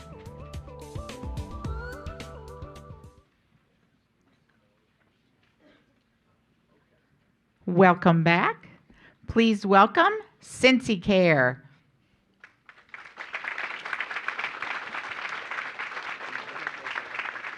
Jason, nice to meet you. Good morning. Good morning. Pleasure to meet you. Good morning. You as well. Hi, Jason. Hi. Good morning. Good morning. Good morning. Great. Good morning. Good morning. Pleasure to meet you. You too. Thank you. Hi. How Hi. are you? Good morning. Good. Good morning. As you know, you will have 15 minutes to present with a 1-minute warning, and you may begin when ready. Good morning, judges. Thank you for this time and opportunity, and let's get started with me and the team.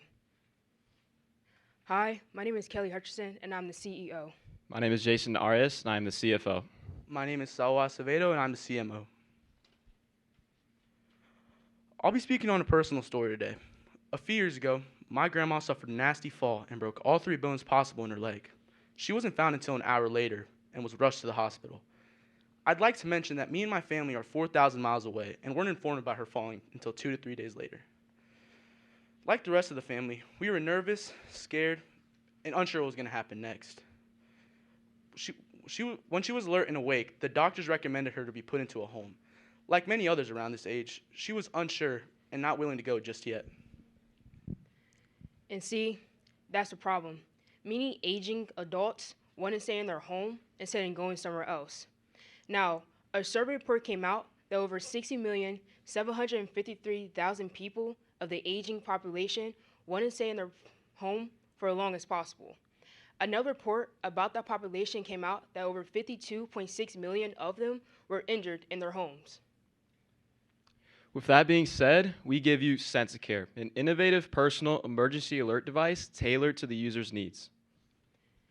Now, CTEC will have 2 types of sensors, motion and magnetic. When you purchase our product, the sensors be either placed indoor or outdoor the user's home. Now, we took consideration about privacy issues and decided not to use cameras, but motion sensors instead, because they detect movement and even log daily activity, which will create a pattern to let you know what the users do in their day-to-day life. Now, our second sensors are magnetic. Magnetic sensors be able to monitor the opening and closing of doors, windows, cabinets, and even refrigerators.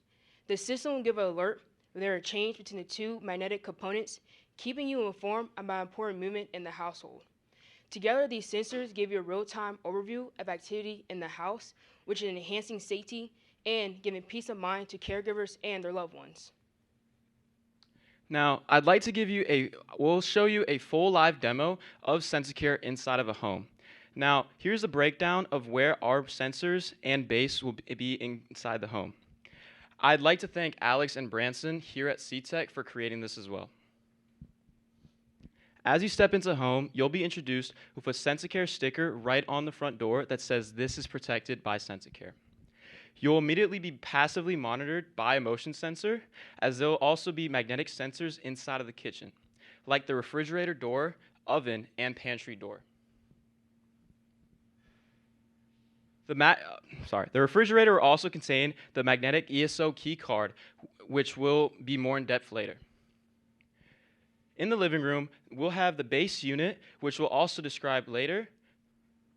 And as we move down the hallway, with the restrooms, primary bedroom, there'll be magnetic sensors on the door to know when you enter that room.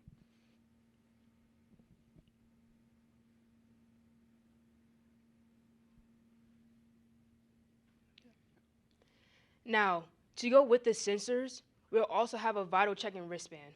The wristband will be able to detect change in motion and log daily activity. It will also have pulse and oxygen meters within it to see how much oxygen is in the blood. Now, we decided to make our wristbands waterproof and also added geofence within it to see when the users left the radius you selected for them. Now, with our wristband straps, they will be hypoallergenic to be user-friendly. Now, the way the wristband connects with the sensors, because it has Bluetooth chips within it, and it also has a microphone, so either caregivers or the loved one's family of the users can communicate with them at any given time, ensuring they're always connected and supported. Now, the base unit is the heart of SensaCare. It will connect all the components together and features a screen interface, a AI system named Guardian, and an ESO key card, which means emergency software that a lot of first responders use to open up medical charts. Throughout this past semester, we would pitch our idea to whoever is willing to listen, and we were met with the same question. What makes us unique and better from Apple Watch or Life Alert? While yes, both Apple Watch and Life Alert contain fall detection, the user will need to confirm that they are in distress before any action is taken. Even then, with that sign of distress, no loved ones will be notified. And after that, Apple Watch or Life Alert do not contain our sensors, which passively monitor activity and also learns the patterns of your loved ones, such as what time they often wake up, or their resting heart rate, and so many more. And to even then further prove my point, with the use of the ESO key card within the home, in the case of an emergency, you'll have the best personalized care possible. Now, here's an example of what our app logo and home screen will look like. As you can see, there's user's information like their name, age, and health status. You'll have the option to directly check in through the system, customize alerts to how sensitive you may want it, send EMS directly to the user's home, and check daily monitoring. Now, SensaCare will offer a 1-year protection plan and warranty that will cover any physical damage to your device. You'll also have the option to have an extended warranty if needed. Before I get into our competitors, I'd like to tell you a story. Imagine your grandmother or mother wakes up in the middle of the night and decides to step outside. As she goes down the front porch, she stumbles, falls, and is knocked unconscious. I'd like to imagine that maybe she was wearing one of our competitors' devices. If she had been wearing Life Alert or Rescue Alert, there would have been no sign of distress, as you need to confirm that you need help. Now, for Apple Watch, your loved ones would have never been contacted from this scenario, and Alexa Together, which is now discontinued, would have had no direct association with this scenario, as they would have never even sensed that she had left the home. Here at SensaCare, we take lots of pride in being an American-made product. To meet those standards, we have taken into careful consideration the location of each of our suppliers. TechScan, 3M Company, and Qualcomm will all be supplying us with crucial parts into making our product. They'll be shipped off to Nortec, and once Nortec receives it, they'll be implementing our technology into the wristband and also be providing us with our 2 sensors and our base unit.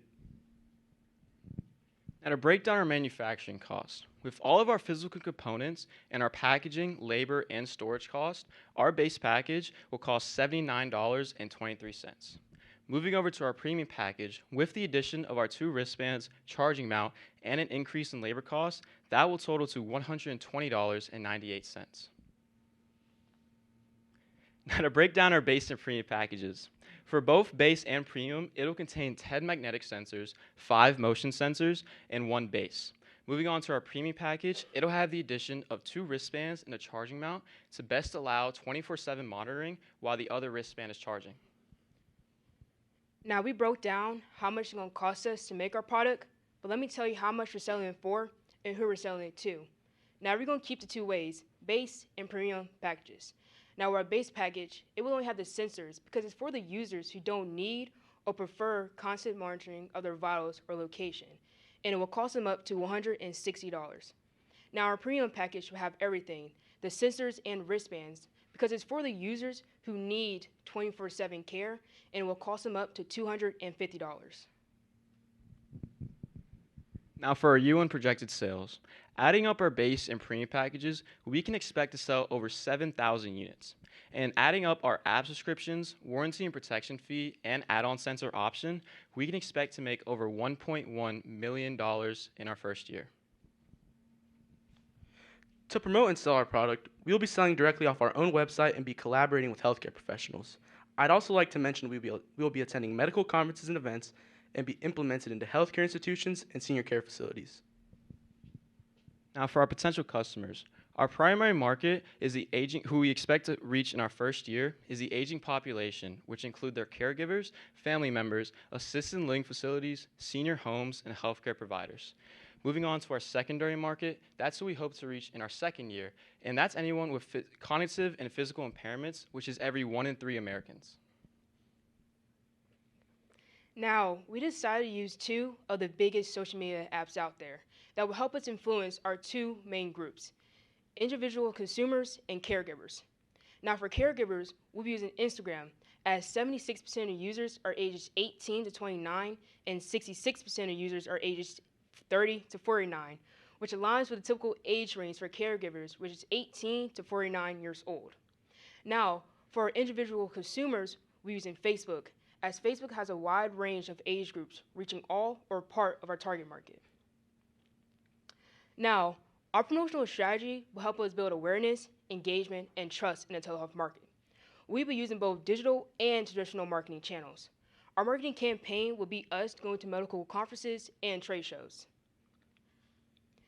Now, our networking strategy will focus on building connections, brand recognition, and expanding our presence in the telehealth sector. Like I mentioned before about us going to medical trade shows and conferences, this will really allow us to connect with potential clients and partners. Now, by demonstrating how our product can improve patient safety, support caregivers, and promote independence, we aim to build trust and credibility in the market. With this direct engagement, this will help us stay aligned with industry trends and customer needs. Here at SensiCare, we believe in making a change. To accomplish that, we will be donating 15% of our total sales to the following organizations on the board. I'd like to mention we're not just limited to these 3, but we feel as these align most with our mission. To keep with the demand of our product, we introduced Care Crew. These are our employees for the next 5 years as we strategically hire them at different times. I'd like to mention that in year 2, we hire an in-house marketing team with a budget of $500,000 to promote our platform on social media. To make all this possible, we'll be asking for $460,000 for a 20% stake in our company. You'll experience a full return on your investment by year 2. Now we say thank you for your time and attention, and we're open up for any questions. All right. Thank you. There we go. Thank you very much. Great presentation. From a technical perspective, implementation-wise, I felt like everything you presented is doable. I'm not going to dive into that unless we go through questions and have more time. I'm going to focus on one of the claims you made in your business plan and ask you a question about that. And that claim was that your product would allow elderly people to stay in their own home for longer, right? So I thought that was great, but I didn't see a financial analysis to be used as a compelling buy argument. Something like, on average, this product will allow people to stay in their homes for 2 years longer than normal, and at $10,000 a month for managed care, minus the cost of this service, we could save a family $200,000 over 2 years. I didn't see that, and I was wondering why you didn't use that as a compelling buy argument in your business plan. So that's a great question. And unfortunately, we didn't have the time to make those numbers, but we did verbally consider that and we researched it. And the average rate for living facilities is almost at about $100,000 to $150,000 yearly. And we considered that when we were developing our product and realized that our price point as it stands is much better financially and just simply better for your loved one. Great, thank you. Great presentation. I have some numbers questions. In your financials, which were a little bit different than the screen, in year one, you project base units, at 5,523, premium at 2,367, for a total of 7,890. However, you have 94,680 app subscribers in year one. Are you anticipating that each family member and caregiver need to pay for the app subscription separate to the purchaser of the device? And if not, how do you account for the discrepancy in numbers? So the way I would answer that is that in our financial workbook, our number is the number of the units sold times 12, as it is a monthly fee. So it would be a monthly fee of $14.99, and we just accounted the number of units sold, and then we multiplied it by 12. Okay. Thank you. Yeah, thank you. Oh, yeah, you've got one. Okay, I'm 68 years old, so I'm very much interested in this. But I have some concerns. I have this thing here called a Fitbit that I use for monitoring my steps, etc. Well, yesterday I left it at home, so it didn't work. Okay, and this morning I look at it, the battery is dying. The reason why I bring up these two examples is because how effective are these things if they're not worn, and can you monitor that, or a family member monitor it, and if there are batteries that need to be charged, etc. At 68 years old, I probably won't get around to doing them often. So the battery life of the wristband is up to 16 hours in the case that you forget to charge the other one. Right. So we've accounted for that, and we've also set up reminders to your loved ones through the app to say, oh, your grandmother's wristband is low in charge. Maybe tell her to replace it. So. Okay. And lastly, when I look at the comparison chart, Apple Watch does everything except for the smart home sensors. Once they see how successful you are, what's going to preclude a large company like Apple to mimic what you're doing and to enter your market? I want to make sure that you're looking at protecting the projected market share. Yes, sir. And since it's low barriers to entry, and you have a giant like Apple, who's your major competitor, who's only lacking one thing, what's going to enable you to protect that market? The way we're protecting the market is because we're more simpler and we're really tailored to our users. How Apple is a little more advanced, more buttons, right? Our wristband is more simpler for everybody. You can click certain buttons, and there's no screen face either, so it'll be easier for everybody. And when you get this age, you want simplicity. Thank you. Yeah. I think you know who your first customer is, right here next to me. Yeah, and sell him the premium package because he's going to forget to charge the first one. Anyway, I love your uniforms. You guys look, you're tech show ready, the exact way you are right now. You could walk in there and hold your head up and say, I am Sensi Care. So anyway, I love it. I love the tone of your presentation. It was very smooth. You guys did an excellent job on your presentation. I'd like to see all of us get, well, maybe some of us are a little more professional than others, but I think you guys did an excellent job. I know you're glad it's over, almost. These guys are easier than that guy. So anyway, just wanted to chat a little bit about the legal environment. So liability insurance. What happens if I fall and the right person or something happens? Tell me a little bit about your liability insurance. Could you, by any chance, rephrase that question? I'm sorry. So I fell last week. And if, so if I'm outside of my environment and I fall and I have the band on, what is it going to do? Who is it going to notify if I'm outside of my home? So if you were with the premium package and had the wristband on you, it would have first alerted your family members to check up on you and ask if you were okay. And then if you did not respond, it would immediately send emergency service to check up on you. So it would send it to my home? Yes, ma'am. Okay, but if I fall at the dump, would it know to go there? I mean, does it know where I am? Yes, it has. Okay, thank you. I'll stop. Thank you.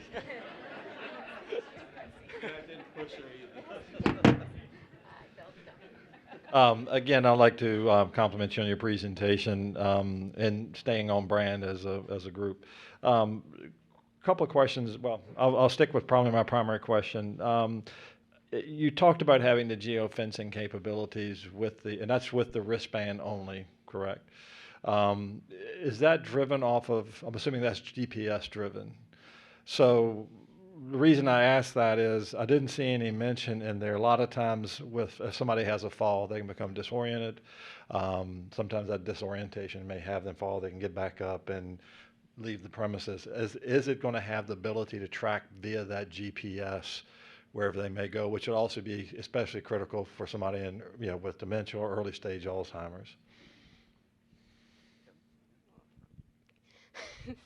Yes, they will know exactly where they are moving around and stuff because our thing is 24/7 monitoring. Okay. So anywhere they go, especially with the certain radius selected, they will know. I would also like to add that there's no limit to the GPS. Just the geofence barrier is what it would immediately notify you if you leave that location. Thank you. I will let Mr. Darrell ask his question. If we have time, I got one more. My daughters and my wife track me on where I'm at, and they hate when I call them and say, "Hey, you've only got 5% left." So think about that. You reached out and used the CTEC Center here for your video and how did you work with them in developing that? So over spring break, we contacted them to see if they could first 3D print our prototypes, as you can see here. And then Ms. Lane had the idea that they could even make a full live demo and a floor plan with our device embedded into that. So we were just closely working with them from spring break to now to have this all set up for today. I think in Culpeper we got to be awful proud of having that facility here for you guys to work with. Yes, sir. It's an amazing opportunity. We have 1 minute, Ray. Okay, so my quick question was in regards to your promotions budget. You had it fairly static and I thought somewhat limited for year one when you're really going through proof of concept stage. How are you anticipating promoting this to meet your proof of concept stage? I'm sorry. So the way that we strategize our promotional strategy, so in our first year, we only plan to promote through social media, trade shows, and in doctor's offices. Now in our second year, if you can see in the financial workbook, it takes a big jump. That's because we increased the budget by $100,000 due to our in-house marketing team, and that's when they'll take over all of our activities and different organizers that we host. That is time. Thank you, Cincy Care.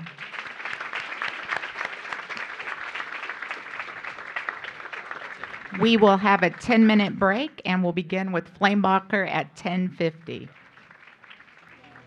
Nice job. So nice job.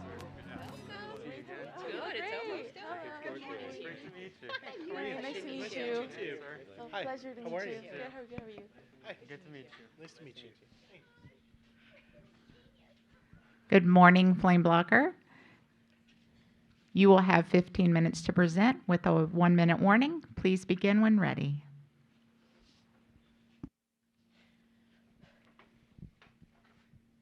Hi, thank you so much for being here today. Today we're going to introduce to you Flame Blocker. Hi, I'm Jair Arias. I'm an Excel nerd and I'm bilingual, and I'm also Flame Blocker's CFO. Good morning, judges. I'm Carla Torres. I'm the COO at Flame Blocker. I'm also bilingual, and something I enjoy doing during my free time is to bake. Good morning, judges. I hope you're doing lovely. My name is Lena Ayadi. I am the CMO, and I'm an exchange student from Tunisia, the northernmost country of Africa.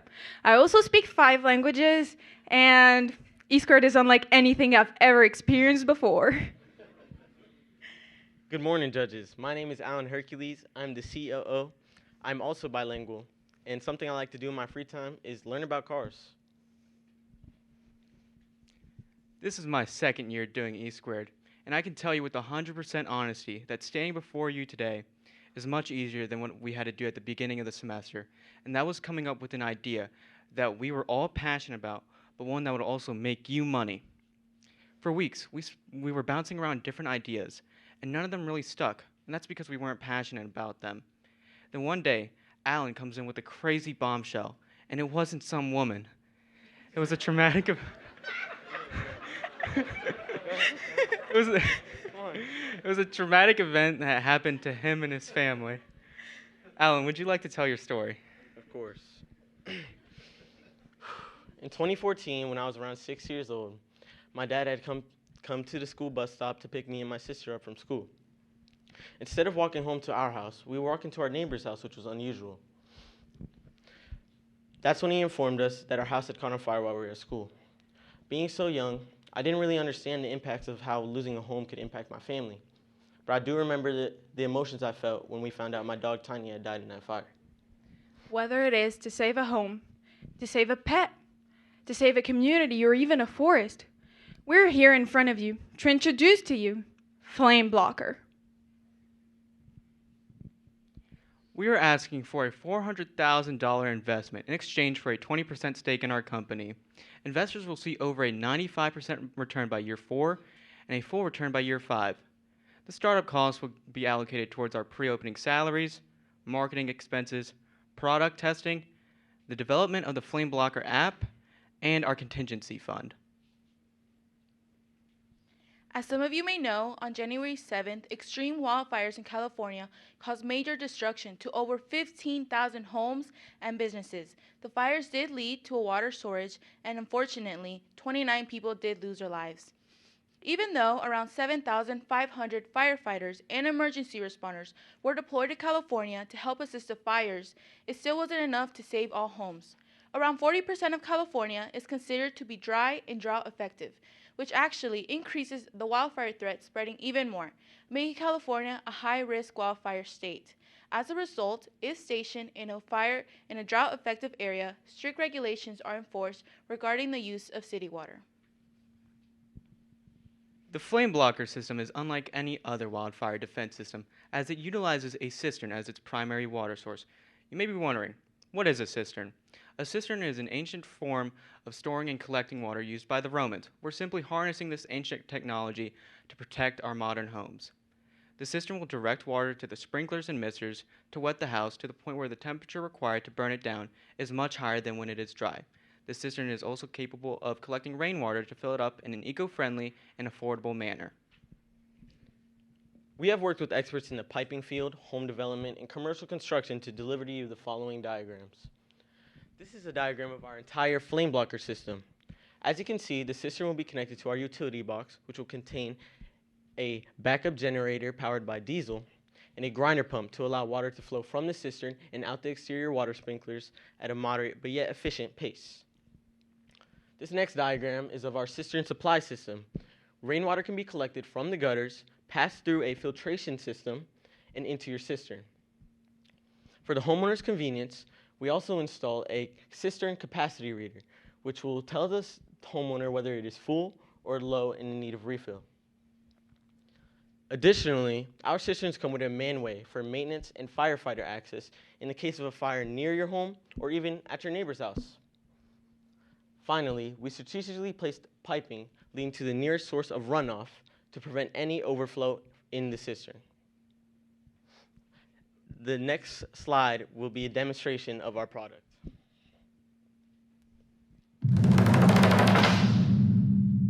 My name is Alan from Flame Blocker, and this is a demonstration of our system. This is a completely dry house, unprotected by our system.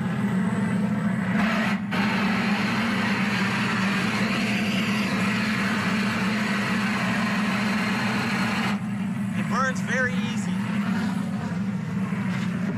This is a house protected by our system.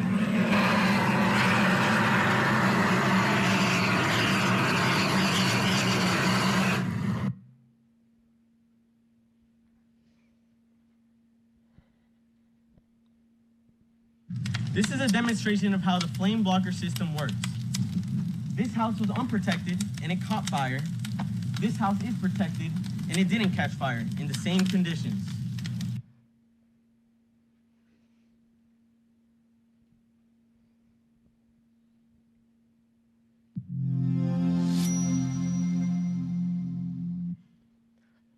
This is the remains of the house without the flame blocker system. And this is the remains of the house with the flame blocker system. Could you spot the difference? Flame blocker offers 3 packages for our clientele. Our sprinkler package includes all the necessary materials for the sprinkler system and will be connected to city water and pool water.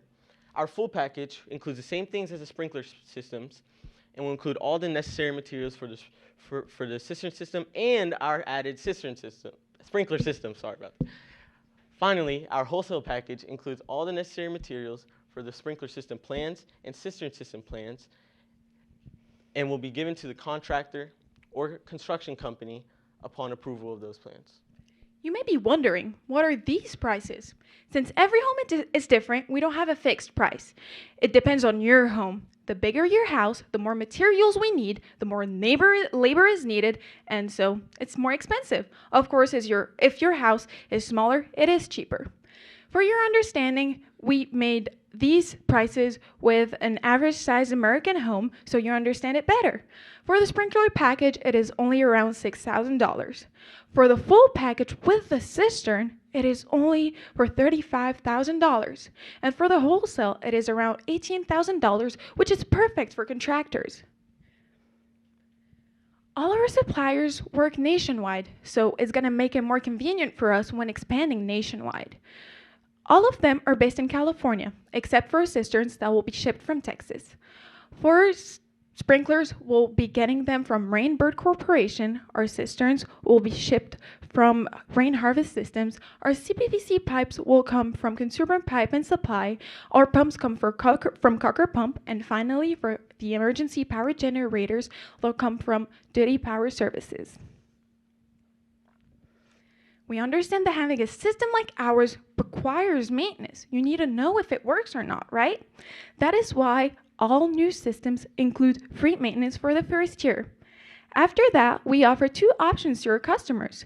Either the first plan, which is the wildfire ready plan, and it is priced at $325 a year, and it is up to 4 checkups annually, and it is perfect because you also get a discount for extra visits at $95 each.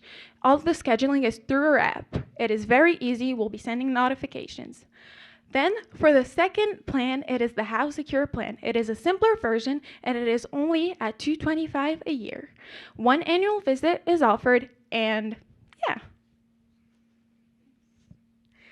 There is a huge difference between our main competitor, Frontline Wildfire Defense, and us, Flame Blocker. Meanwhile, they only rely on city water, wells, or pools, sources that could get cut off during any emergency. Our cisterns are always there for customers, and if there's an emergency, we have the solution.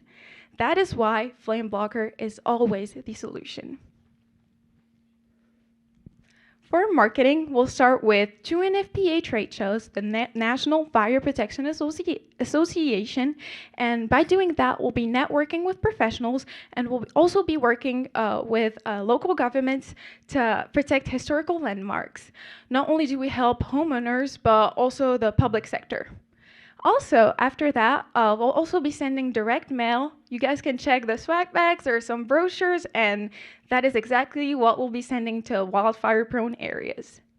Then for the social media, we'll be working on digital platforms such as Facebook, Instagram, and TikTok, and we'll be posting stories, demos like the one that you just watched, and also just safety tips to everybody, the whole nation, not only people that live in wildfire-prone areas. We want to save people.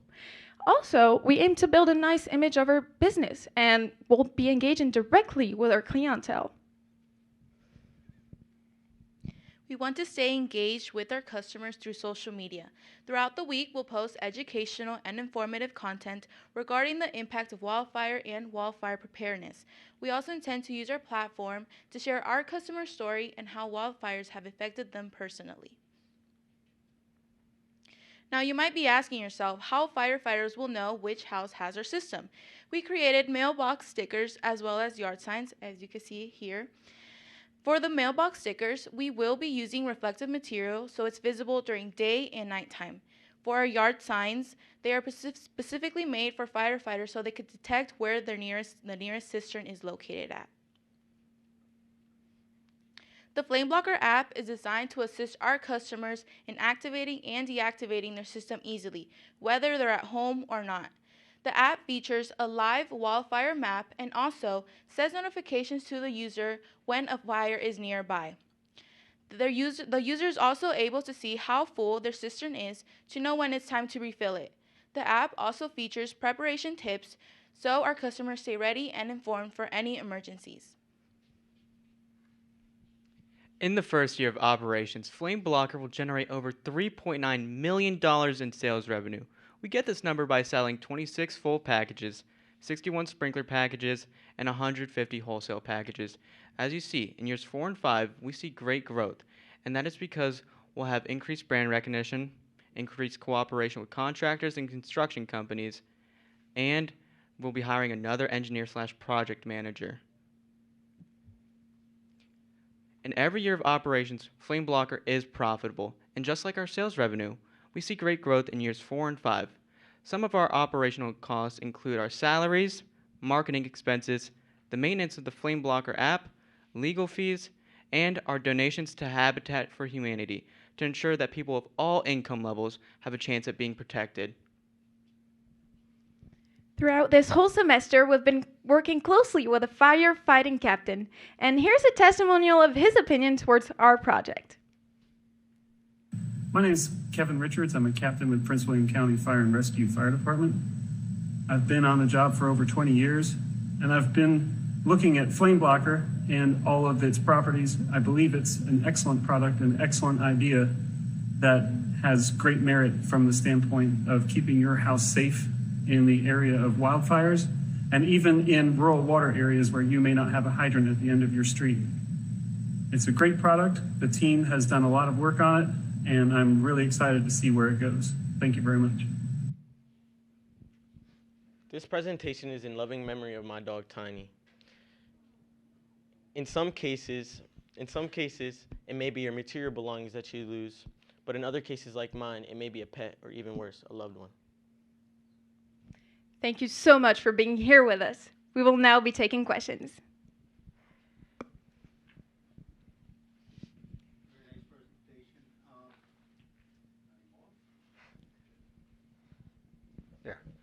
Nice presentation. I had questions about the cistern system and that you outlined.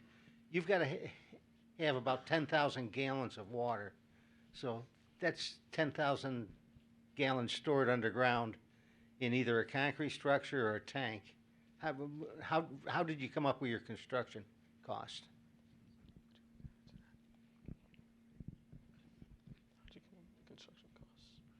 The total cost of the underground work that has to go in place.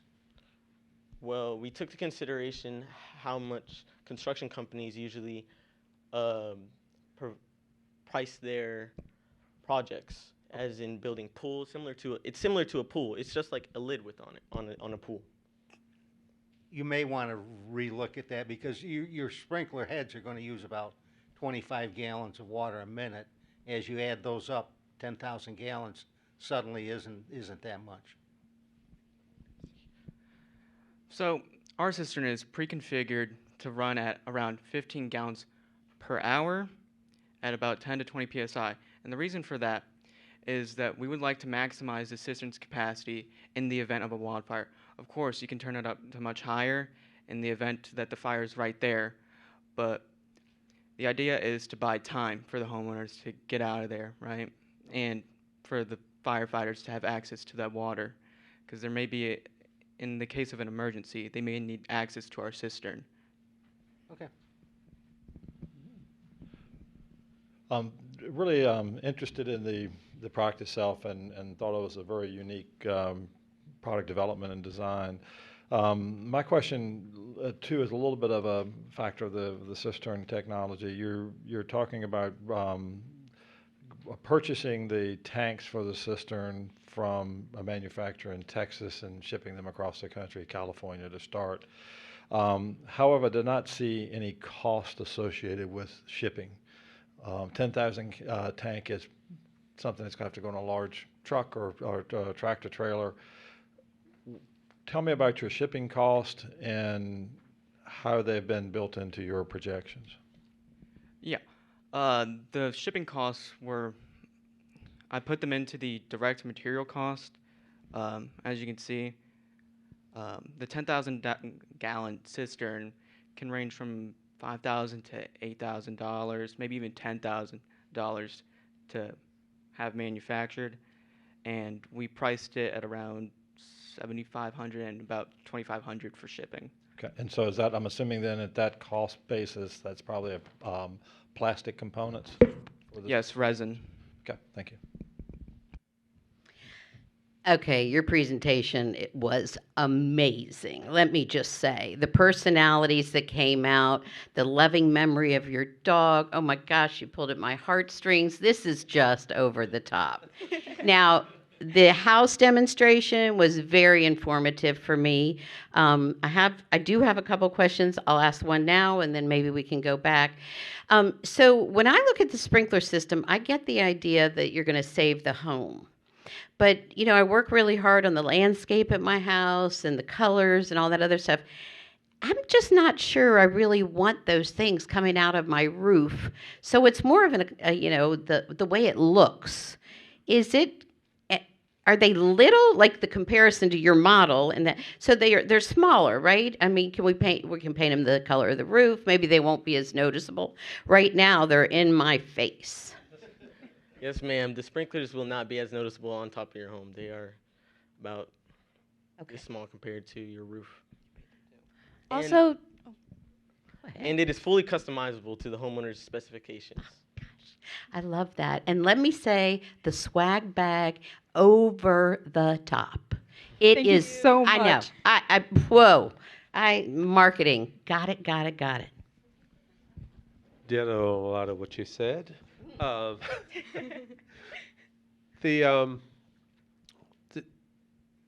you thought about how you can expand this to multifamily dwellings, apartments, and larger complexes, et cetera? Because if it's this effective at the single residential home, could it be done also in multifamily settings, townhouses, apartment complexes? That's a great question, and we have considered this. For instance, you mentioned townhouses. We were thinking of working with the contractors or the construction company responsible for building the townhouses to build one giant cistern to provide a shared system for the entire complex.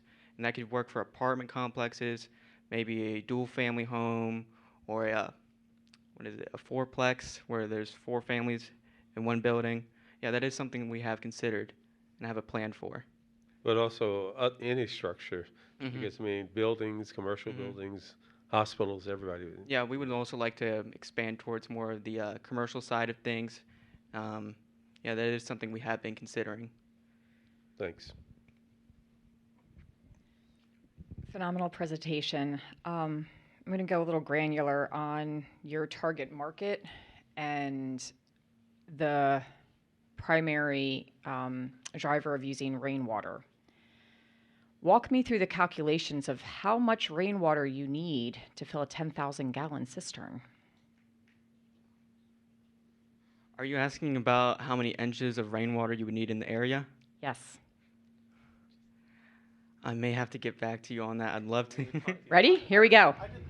Here we go. You gave us an example of a 2,500 square foot home.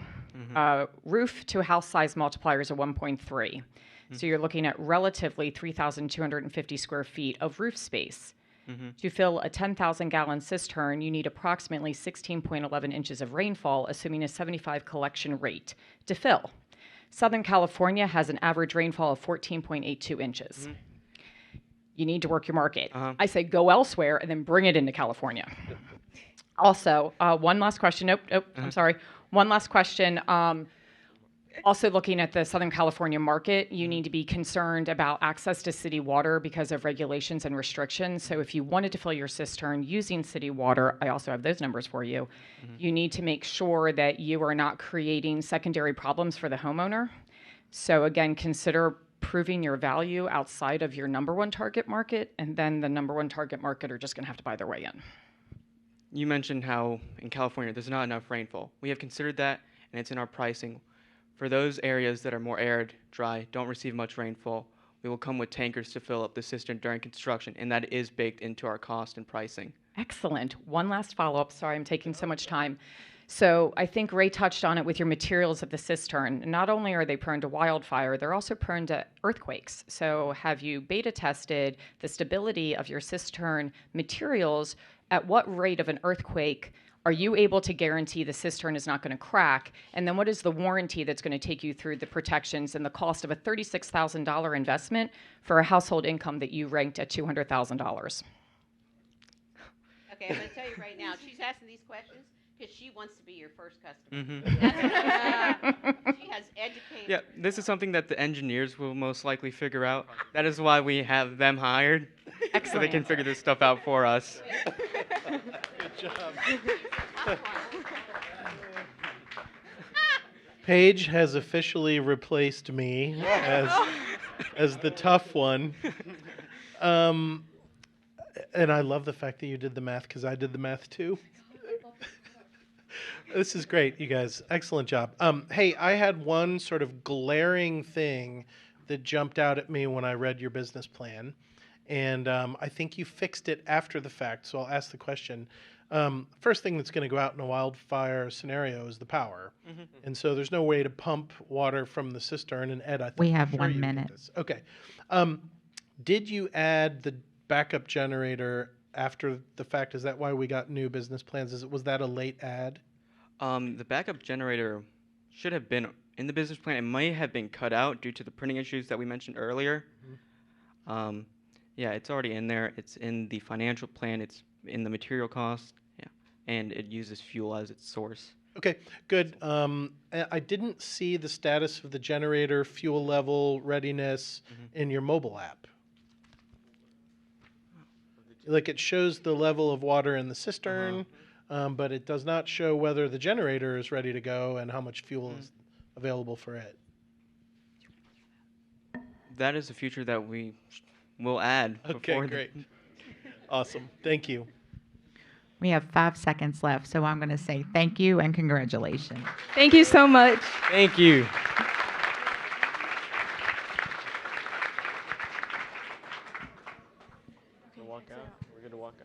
Our final team in tuned will begin at 11:25. 11:25. Thank you. Ladies and gentlemen, please make welcome in tuned.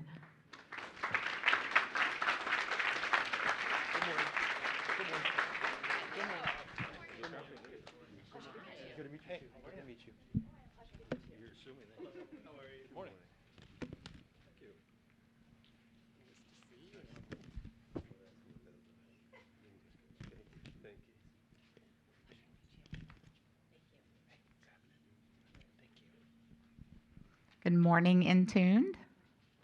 You will have 15 minutes to present with a 1-minute warning. Please begin when you're ready. Good morning, investors. Typically, passion and work are two things kept separately. However, for many artists around the world, that is not the case. As they ride their passion for work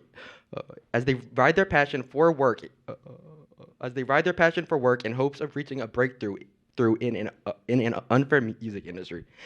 Now, what if I told you that there was a way to both create a fair music industry and still encourage competition amongst artists? Introducing Intune, a dual-service mobile platform designed to not only revolutionize the way that artists distribute their music and promote their image, but also create new communities amongst music lovers. Hi, I'm Jackson Sin Romero, the CEO and COO. I'm Andrew Cubey, the CMO. And I'm Tatiana Cummings, the CFO. We now have a short video to show you guys that we believe perfectly exemplifies both the community and world that we aim to change and create through Intune. Enjoy. Would you be a musician if nobody ever heard you? Sure. Why? Because I love music. It's in my head. I can't get it out. Okay, listen. Yeah. You're hearing it yourself. I hear it now. Coming out of my cage and I've been doing just fine. Gotta be down because I want it all. It started out with a kiss. How did it end up like this? It was only a kiss. It was only a kiss. Now I'm falling asleep and she's calling a cab while he's having a smoke and she's taking a drag. Now they're going to bed and my stomach is sick and it's all in my head, but she's touching his chest now. He takes off her dress. Now let me go.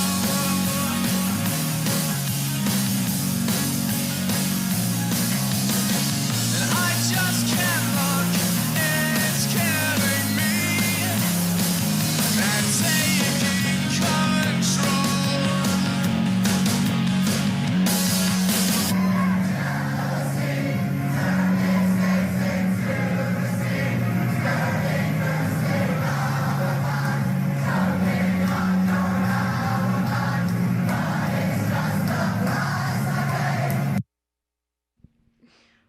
We met with Culpeper native independent artist Nick D.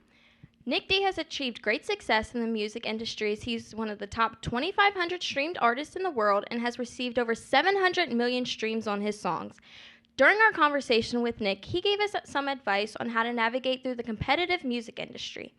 He blamed his struggles on unfair prices set by distribution services and the brutal social media algorithm. At the end of our conversation with Nick, he said that he wished something like Intune was around when he was starting up. Nick is still currently an independent artist, as if he were to sign with the current distribution service, they would take more than they give. After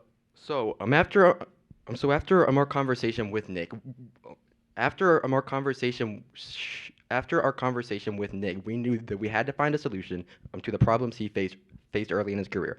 So just like any sane person would do, we did something that is very, very, very uncommon in the social media industry, and we changed the algorithm and created a new one. Currently social media algorithms are designed to show users more of what they've seen in the past. This denies them the opportunity to be introduced to new things, such as the millions of independent artists within. We aim to change this, as through Intune, the best music gets the most promotion, regardless of the size of the artist. You may be wondering, who decides the best music?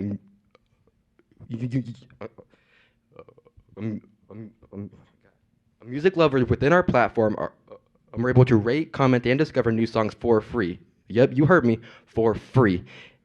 To put it simply, the best music gets to the most promotion based off of the ratings.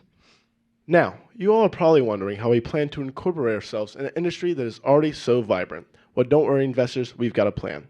We recognize that in order to get music lovers onto our app to discover new music, we need to get said new music there. We spoke with Music Mobile Tim Weber, who works to promote mega artists such as Macklemore, the rapper, or country artist Bailey Zimmerman. When speaking to him about how we should get artists onto our app, he kept it very simple by saying every new listener means the world to small artists. Small artists use anything to promote themselves, even if it just gets them one new listener at a time. If you make it, they'll use it. And our research also backs this up. Out of the 130 small artists we contacted, nearly 100 of them wrote back saying they would buy Intune at instant. To further grow our artist market and trust between artists, we plan to undergo a 1-year beta phase. This 1 year will allow us to showcase all of our unique features completely free of charge, enticing them to purchase in year 2. In the beta phase, we as well will collect data to further develop our app, fixing any bugs or changes we need to do in year 2 as well. On top of that, we will allocate 15% of our annual gross profit to BOL, a marketing company. As CMO, I'll work directly alongside BOL, making curated ads, social media profiles, and social media posts. Currently being handed out are our promotional products made by our marketing team. With these custom Intune headphones, you can be able to hear the unheard. Let's talk about competition for our social media side. Although there are social media apps out there and platforms targeting music, there's nothing quite like Intune. Apps like Spotify and Apple Music allow music to be shared and listened to. However, they both fall short when it comes to user interaction and connection. Apps such as Instagram, Snapchat, TikTok, YouTube, and Facebook allow ample user connection. However, it is not solely music-based content. So the small percentage of artists that they do represent is mainly big streamed artists, leaving a large percentage of the music industry left to be unheard. As shown on screen, Intune is the only platform that offers a distribution service. Now, let's talk about our stand-apart revolutionary distribution service. Apps such as DistroKid and DistroDirect exist. However, they offer artists no promotion, so their music is being showcased to an empty audience. Record labels offer promotion and distribution services. However, they offer it at unfair prices, making it hard for artists to pay for it. Intune offers both promotion and distribution access to distribution services at a much fairer price than ever seen before. Speaking of distribution, we also met with small, independent artist Caleb Mitchell.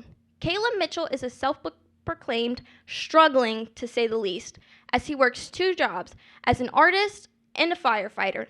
He blames these struggles on the brutal social media algorithm and unfair prices set by distribution services. Caleb told us that distribution services take more than they give. Although his music may be professional and something you'd like to hear, he does not have the promotional tools needed to be heard. Take a look at this clip from his newest song, and you'll see that it's way more deserving than the 2,000 streams he's received. Maybe we can fly away to a place with you and me. Maybe we can fly away a place where we can be free.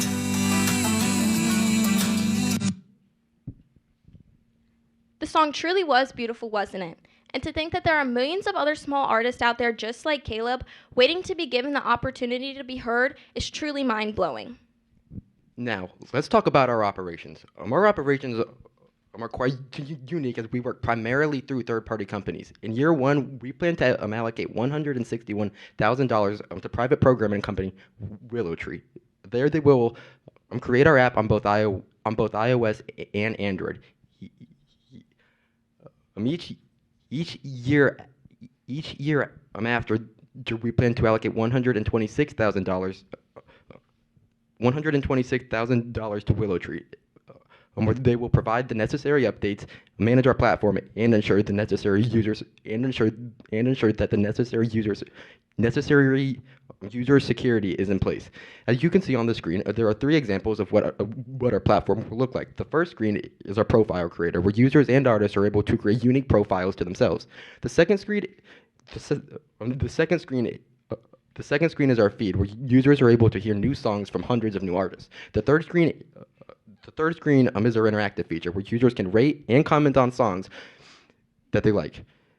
We plan to rent an office space in downtown Culpeper, Virginia, where we will be able to meet with ourselves and others. I'm a CEO, and COO, and COO. I will oversee all day-to-day operations and make sure that things are running smoothly. This is the second conceptual business I've created among the concept of creating deeper connections. It's something I'm super passionate about, and I can't think of a better way to do so than through music. As CMO, I'll work alongside BOL, making curated ads, social media profiles, and posts. I feel very passionate about this project, Intuned, because I myself am an aspiring artist, and I feel like with the use of Intune, my dream of becoming an artist could become a reality. As CFO, I'm in charge of all financial operations. I set wages, track the cash flow, and keep financial records. I'm passionate about Intune because I could not imagine a world without music. Could you? I connect directly with the user by wanting to discover new music and talk about my musical interests. Now, before I talk all about the money, you'll hear Nick D talk all about the bankroll. I just been living life, need a bankroll. How the saying go, got it flooded to my ankles, need a raincoat.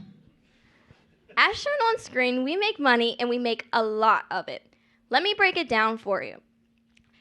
By the end of year 5, we plan to capture 50% of the niche social media market and 1% of the independent artist market. Keep in mind that our numbers are extremely conservative as we do not want to overvalue our company. Our first stream of revenue is user premium app content. Based on users paying for similar services on different platforms, we plan for 5% of users to pay $19.99 a month, $19.99 a year for ads to be removed. From this stream of revenue, we will earn $8.6 million by the end of year 5. Our second stream of revenue is artist music promotion service. After beta testing is finished in year 1, artists can pay $39.99 annually to get both an artist profile on our platform as well as access to the distribution services, which is at a much fairer price than anywhere else on the market. This will make us $4.7 million by the end of year 5. Our third stream of revenue is clicks on ads. In year 1, we will charge advertisers starting at $2 per thousand clicks, and by the end of year 5, we will charge advertisers $6 per thousand clicks, leaving us making $231,000 by the end of year 5. Our fourth stream of revenue is impressions on ads. And an impression on an ad is when an ad is seen, but it does not have to be engaged with to receive the compensation for it. We will charge advertisers in year 1 starting at 20 cents and working our way up 20 cents per thousand impressions, and in year 5 charge them $1.50 per thousand impressions. This is leaving us making $1.6 million.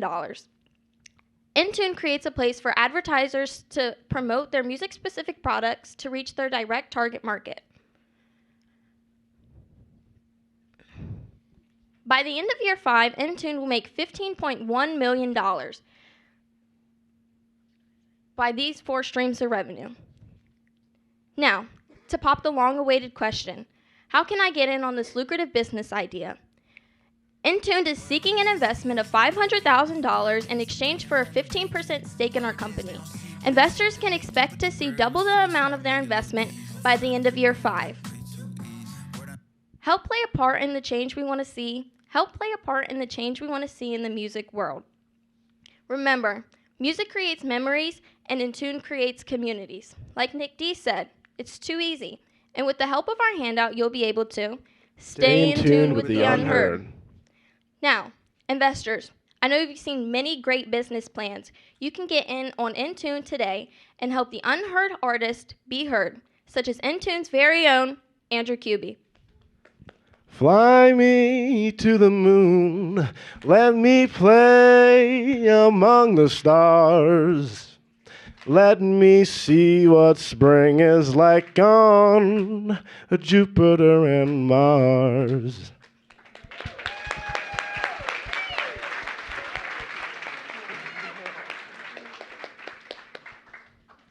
Thank you, and we will now be taking any questions. Well, that was a really fun presentation. Thank you very much. I can't wait to download the app and start experiencing some of these new artists. Great idea. Love the idea of breaking the algorithms that block so many unheard artists from being heard. I have a couple questions. I'm going to limit it up front here and see if we have time at the end. The first question I have is around the distribution of this music. So Spotify, iTunes, they have massive cloud-based infrastructures to hold all of those songs, all that music, all those videos on the back end. I didn't see anything in your business plan or your operating model that said, as you sign up these artists and they upload their music, where does that get stored and how does it get delivered out to the users? So thank you for your question. So Willow Tree actually holds all of the stuff on their own personal servers, so we don't have to pay for a secondary company to hold the servers for us. Oh, cool. That's really awesome. And let's see, since I can't remember my second question right now, I'm going to pass it off, and then I'll get it back at the end if we still have time. Phenomenal presentation, and everybody loves a disruptor, so this is going to be fun. A couple of quick questions. I, too, will hold it and see if there's time for additional ones at the end. I'm hoping you can help me clarify. On page 9 in your plan, you talk about the user experience and how a user can tap the play sign beneath an artist to hear a 30-second clip. But then if the user taps the artist profile, it moves them to Spotify? So we do not stream music on our platform. We have embedded links that takes them to the an external one that does stream music. This is just so that we do not have to pay the artist ourselves, but they then get paid by other platforms. Okay, so ultimately users will need to be paying for more than one service. This would be a secondary service that they'll be paying for access to for being an audiophile? No, because similar to other social media platforms such as TikTok, you can directly click on the sound in the corner and it takes you directly to the song. There's no, so you don't have to pay for Spotify Premium to be taken directly from a social media app to that song. Okay, thank you. And then I'll hold to see if there's time at the end. Great presentation, fun presentation, and really enjoyed it. And thanks for addressing a need for musicians. As an investor, how are you going to protect our investment from anyone else encroaching into your market? Anyone else, some of your present competitors imitating what you're doing, in essence? So you're saying if any new competitors come up? New or the present competitors who might employ some of your strategies and to mimic what you're doing? So currently we offer such lower prices than our competitor. That's our big difference. Aside from being a 2-in-1 a company, our prices are so much lower than the distribution companies and the record labels. So record labels charge through unfair royalties, which that's not going to change. And DistroKid and DistroDirect charge either $10 per song or $40 per album, and we charge $40 per year for as many songs to be distributed as possible. So none of them are going to want to do that. Thank you. All right, I'm just saying you guys look really good up there. I tell you what, but I'm a little worried about how your first year salary's going to pay for you to look this good, because your first year salary's really low. So you must live with your parents, have a shopping person, whatever. And he could support you all with his talents, I'm telling you right now. So I thoroughly enjoyed this presentation, and I want to know how you're going to make it on $25,000 a year. We identified, or us as an Intune group kind of identified that the problem was much bigger. The problem was bigger than us, really. So we're willing to sacrifice that to give other people the opportunity to live how they would like. So that means you're living with your parents. Yes. with each other. We can room. Love the energy, love the concept of the business plan and what you're trying to achieve. I got hung up with trying to understand the model of the artist paying you for getting into your app for promotion, because again, with the transfer to Spotify, other apps, their return and the royalties they get for the play of the music is so low that they would have to have a huge volume to be able to get an ROI on their investment. So how do you plan to address that to attract the artist, the independent artist to get on that, which is a huge need? So to rephrase your question, you're asking how we're gonna. What's the return on investment for the artist? Because they're going to be paying you that fee each year or per month to be promoted on your app, to then get transferred over to another app, which they're going to get a very small royalty, and that's based on the current math that you've prepared for us. Is why it's a challenge for small artists. So we cannot guarantee that every single artist on our platform gets some more promotion, but what we can guarantee is that the good artists get the promotion that they deserve, that they aren't currently getting on social media platforms. So the best music that gets promoted. So the music that gets promoted, they will get to the streams needed to live a life off of Spotify streaming and off of the promotion that they get through our platform. Thank you. You talked about $2 per thousand ad clicks and $6. Where did you come up with those figures? So we learned that we can charge advertisers more money for ads because their ads are reaching their direct target market. So if a music company is advertising a music product, the music app is full of music lovers, so it reaches them directly. Will the artists that are on your system, will they be part of the ad click? They can be, yes. Okay. We have a little under 3 minutes. All right, let's get granular. Towards the end, you talk about your distribution technology costs, year 2 through 5 at $42,000. You then reference Exhibit D that clearly states $3,500 a month, capped at 100 assets. Can you define assets for me? Is that songs? Is that users? Is that plays? Define assets. So you're saying that we use the company Revelator and we're leasing that technology to our company to be able to distribute the music. Is that what you're referring to?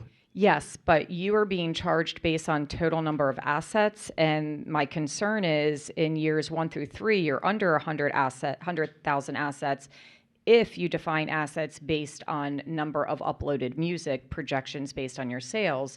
However, without understanding what the definition of assets is, how are you going to be able to scale those distribution costs and or maintain them at a flat rate? So after speaking with the people at Revelator, we determined that is just a strictly monthly rate, no matter how many users we have. So I'm not sure what assets is defined as in the exhibit, but when speaking with them, they made it clear to us that we could have 1,500 artists, and it's only the 1 month cost. Okay, so $3,500 is their ceiling. That's their ceiling, and so it's a $3,500 a month and $42,000. That's just over 12 months. Well, correct, yes, but I just wanted to ensure. Okay, thank you very much. Yes, ma'am. All right, just a quick question. You have a minute, Norm. 1 minute? Okay. What's to keep Spotify from seeing what you're doing?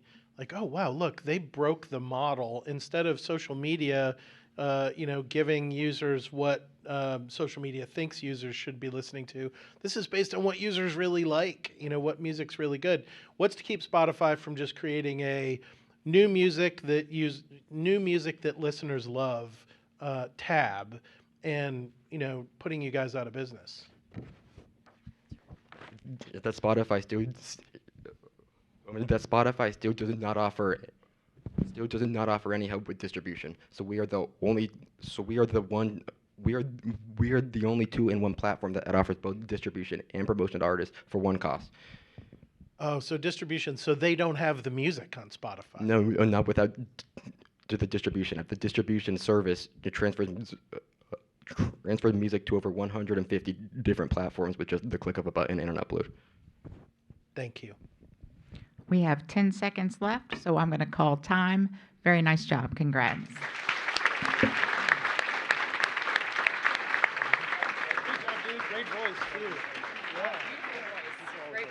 To the audience, I have a couple announcements. We will take a break now. I can guesstimate 20 minutes, could be 30 minutes. You're just going to have to go with me here. And then to the finalist teams, I need all the finalist teams to meet us out by the Career Partners E² picture taking area. And so I don't forget, whoever the winning team is, we have something new this year. You're going to stay back and be interviewed by the media. Might want to do a better job. See you in 20 or 30.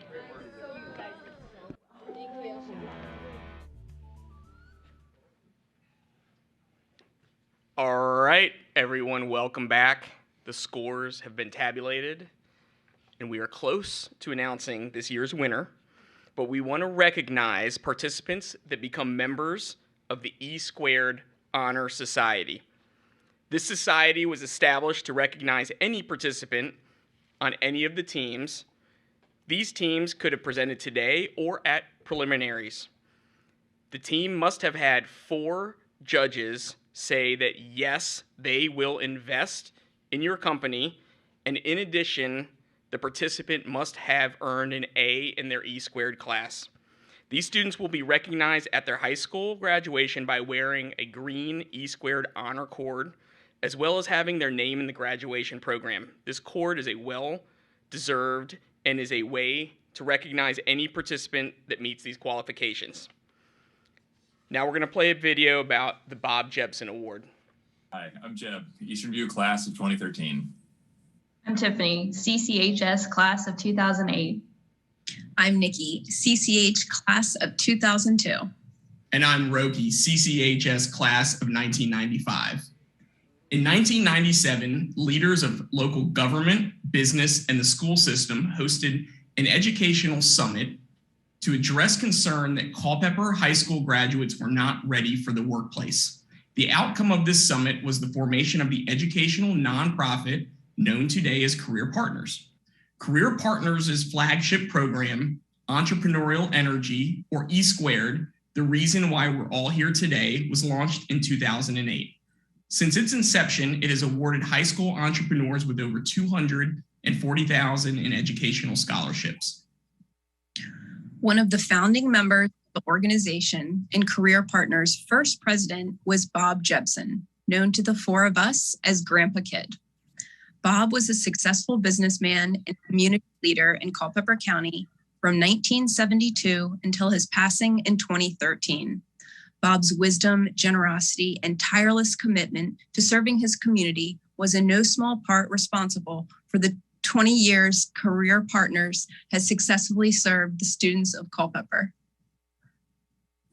Every year, E² has presented the Coaches Award to those participating students who exhibit exceptional energy and commitment to their respective team projects and exemplify the principles of teamwork, honesty, integrity, leadership, perseverance, and confidence. In addition to these qualities, Bob was a visionary who always approached a challenge or opportunity with these lasting words: "How can I help?" He loved his family, he loved his community, and he loved giving. We are proud and excited to announce that this prestigious recognition will continue to be made in honor and memory of Bob Jepson, our grandfather, who personified these qualities and principles to the benefit and success of Career Partners and E². We congratulate all recipients and hope that you will help us carry his legacy forward. And now, Sandy Boone will announce the results. Bryce Hardy in lieu of Sandy Boone. Each student will receive an $800 scholarship for their exceptional ability and very likely to succeed in the business world. Thanks, Rick. Yeah, thanks everybody. I actually won this in 2016, so this is pretty surreal. I get to call out some names. So, yeah, absolutely. I asked you just to maybe come forward, the names that I call out, maybe hold applause. We've got a few. We'll give them a big, loud round of applause at the end. So, Jonathan Johnson from CCHS, Team Steady Hands. Jonathan's demonstrated exceptional leadership this semester with his team, steady hands stepping into the role seamlessly from day one when their initial business plan had to be scraped 6 weeks in. He went to school on a teacher work day to ensure the new plan was back on track. Not only does Jonathan lead by example, but he also fosters a true team spirit, making sure every member contributes equally and feels valued. Johnny's determination and innovative thinking will take him far in whatever career he chooses. Jonathan is a goal-oriented leader whose confidence commands respect from his team members. He also gives his colleagues respect as well, always with a smile. Congratulations, Jonathan. The next is Sean Rooney, CCHS, Team Orion. Sean worked diligently on the financial plan this semester, asking in-depth questions and taking charge of service pricing. Even while home sick with a cold, he remained committed to refining their financial workbook to the highest standard. His perseverance and attention to detail kept the team on track and ensured accuracy in every calculation. Sean's dedication and proactive approach makes him a standout candidate for a leadership award. Sean leads by example, with head down and nose to the grindstone. His leadership style is quiet but yet effective with attention to details. Congratulations, Sean. Luke Jury, EVHS Team DigiCapsule. Luke was an integral member of DigiCapsule, bringing infectious energy, rugged determination, and an unwavering work ethic to every challenge the team faced. From the very first day of E-Squared, Luke stood out as a natural-born leader, someone who could take command with his confidence while remaining humble and grounded. His ability to rally others, make decisive choices, and inspire those around him was especially evident throughout DigiCapsule's project, where his leadership helped turn the team's vision into reality.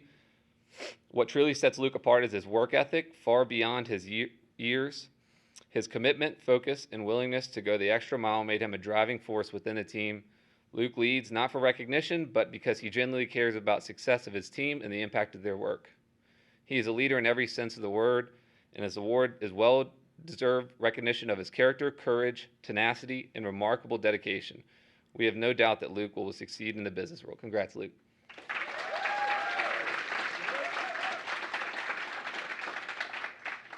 Summer Burke Taylor, EVHS Team DigiCapsule. Summer was creative heart of DigiCapsule. Her mark throughout creation of stunning graphics and visual storytelling that brought the team's business plan to life. Her natural creativity and eye for detail elevated every aspect of the project, giving it a professional, polished edge. Beyond her artistic talents, Summer showed remarkable dedication, consistently putting in countless hours outside of school to ensure every piece of the project reflected the team's vision. She was heavily responsible for securing key partnerships for the team. Her commitment, collaborative spirit, and ability to turn ideas into impactful designs made her an indispensable member of the team. Summer's creativity isn't just a skill, it's a leadership quality that inspired those around her to think bigger, push boundaries. Summer led by example. The heart, time, and passion she poured into DigiCapsule makes her deserving of this honor. We believe that Summer is destined to succeed in the business world. Congrats, Summer.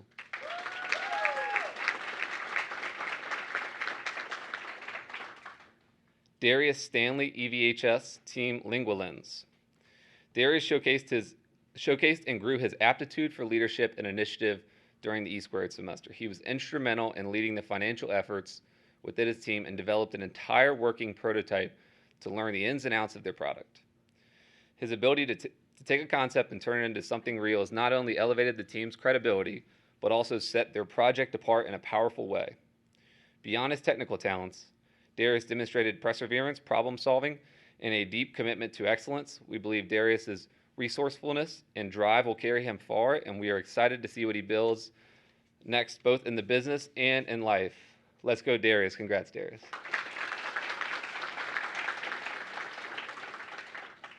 Sarah Abdul Kader, EVHS Team Peruse. Sarah was a quiet force within Peruse, leading by example with her strong work ethic, resilience, and unshakable commitment to the team's success. She consistently showed up, put in the work, and never shielded away from a challenge. Sarah's perseverance in the face of obstacles inspired those around her and set tone for what means to be led with integrity and determination. While she never sought the spotlight, her actions spoke louder than words. Sarah's reliability, grit, and positive attitude made her an invaluable part of Peruse. Receiving this award is a fitting recognition of the example she is setting and the leadership she brought within her team. Congrats, Sarah.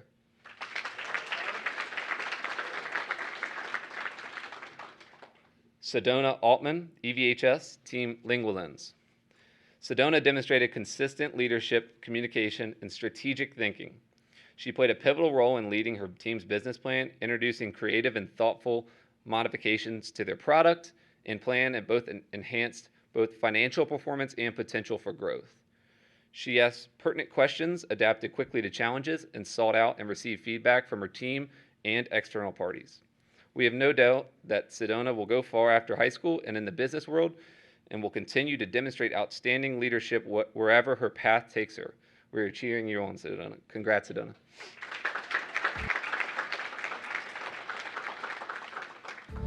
Jason Arias, CCHS Team CTEC.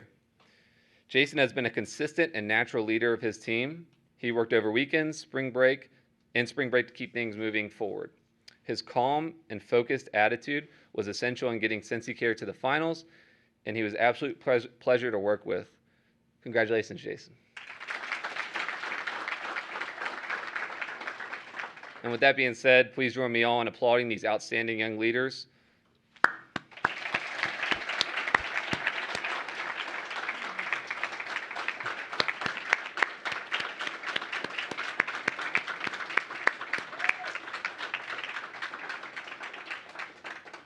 And I'll hand it over to Randy. Thanks. When we started E Squared 17 years ago, the management team consisted of Mike Dale, Chuck Jury, and myself. We proudly and a little humorously called ourselves the three-legged stool. Why? Because if one leg was missing, the stool didn't work. And trust me, we all had our moments keeping that stool upright. After many successful years, Mike and Chuck came to me and said, "It's time." And my very professional response was, no. But as usual, they were right. It was time to pass the torch. So Karen Carroll and Gary Lee stepped up, and a new version of the stool was formed. And it worked. Of course, Chuck and Mike did not get off easily. They stuck around, continuing to mentor teams and judge competitions right up until last year. Because once you're a part of the stool, well, you're stuck with us. Eventually, Karen and Gary passed the torch, this time to Sandy Boone and Roki Castro, who have led E Squared with heart, a lot of humor, a lot of energy, and no shortage of spreadsheets. And today, after many years of incredible service, Sandy watching from home and Roki are passing the torch again to the next generation of E Squared leadership, Bryce Hardy and Ashley Carter.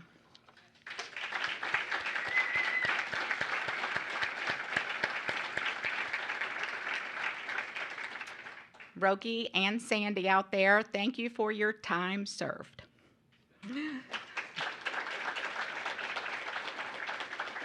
Thank you for the countless hours of hard work, your creativity, your teamwork, and your entrepreneurial spirit.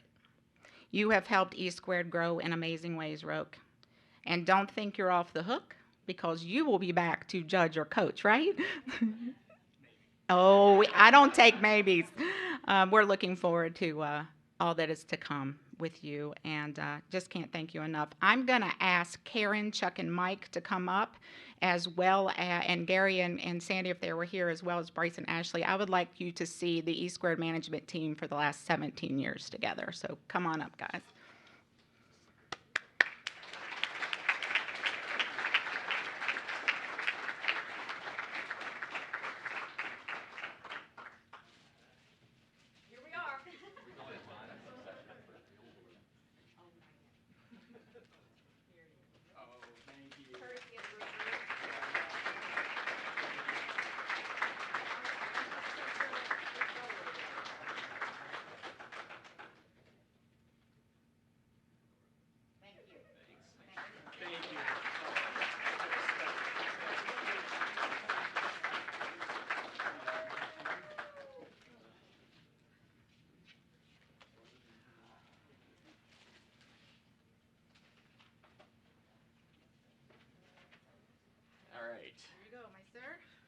So the moment we've all been waiting for. First of all, congratulations to all 12 of our teams, especially those in prelims and those who showed us today what moments and months and hours of hard work, dedication, and teamwork can accomplish. Before I reveal the winner, let's give everyone a big round of applause.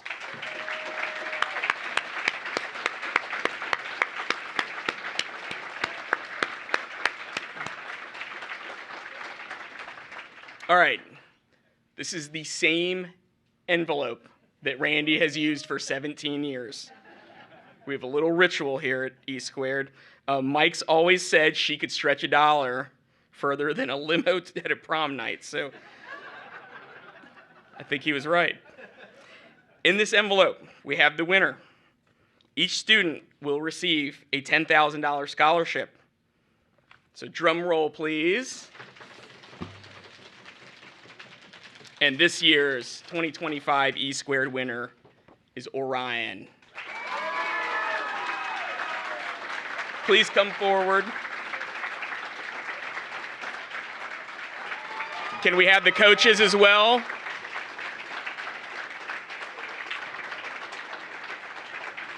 Mr. Tad Loving, Sydney Bauer.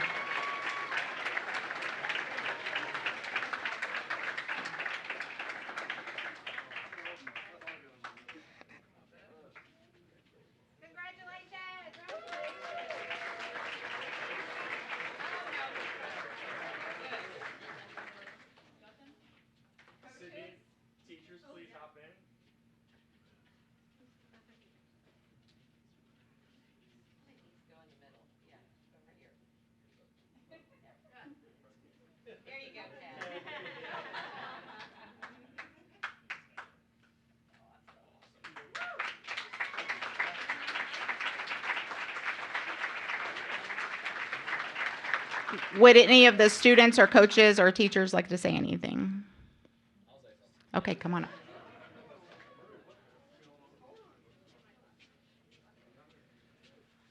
up. First off, I want to thank everyone for being here today and listening to all of our presentations, including Orion. And I just want to give a special thanks to everyone we've worked with, every teacher, student, advisor, and everyone here who came to support us today. Thank you.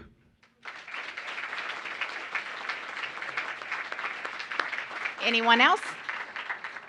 Well, congratulations on your $30,000 check. Come on, Sydney. Yeah. I just want to say, as someone who's competed in E Squared twice when I was in high school, and it was an honor to be asked to come back this year and coach both of my teams, but Orion has done such a phenomenal job in researching AI, which I know nothing about. So it was blind leading the blind there for a little while, and I'm just so incredibly proud of them and a little emotional because they've just worked so hard, and I think they absolutely deserve it. And thank you to everybody who's made E Squared possible. It formed my career that I'm in now, and I know it's going to lead them into something amazing.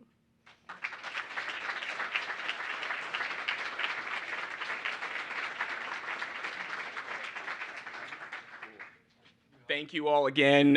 There's photo op opportunities outside. If you want to take pictures for your own social media with the winning team, please do. This closes out our 2025 E Squared program. Thank you.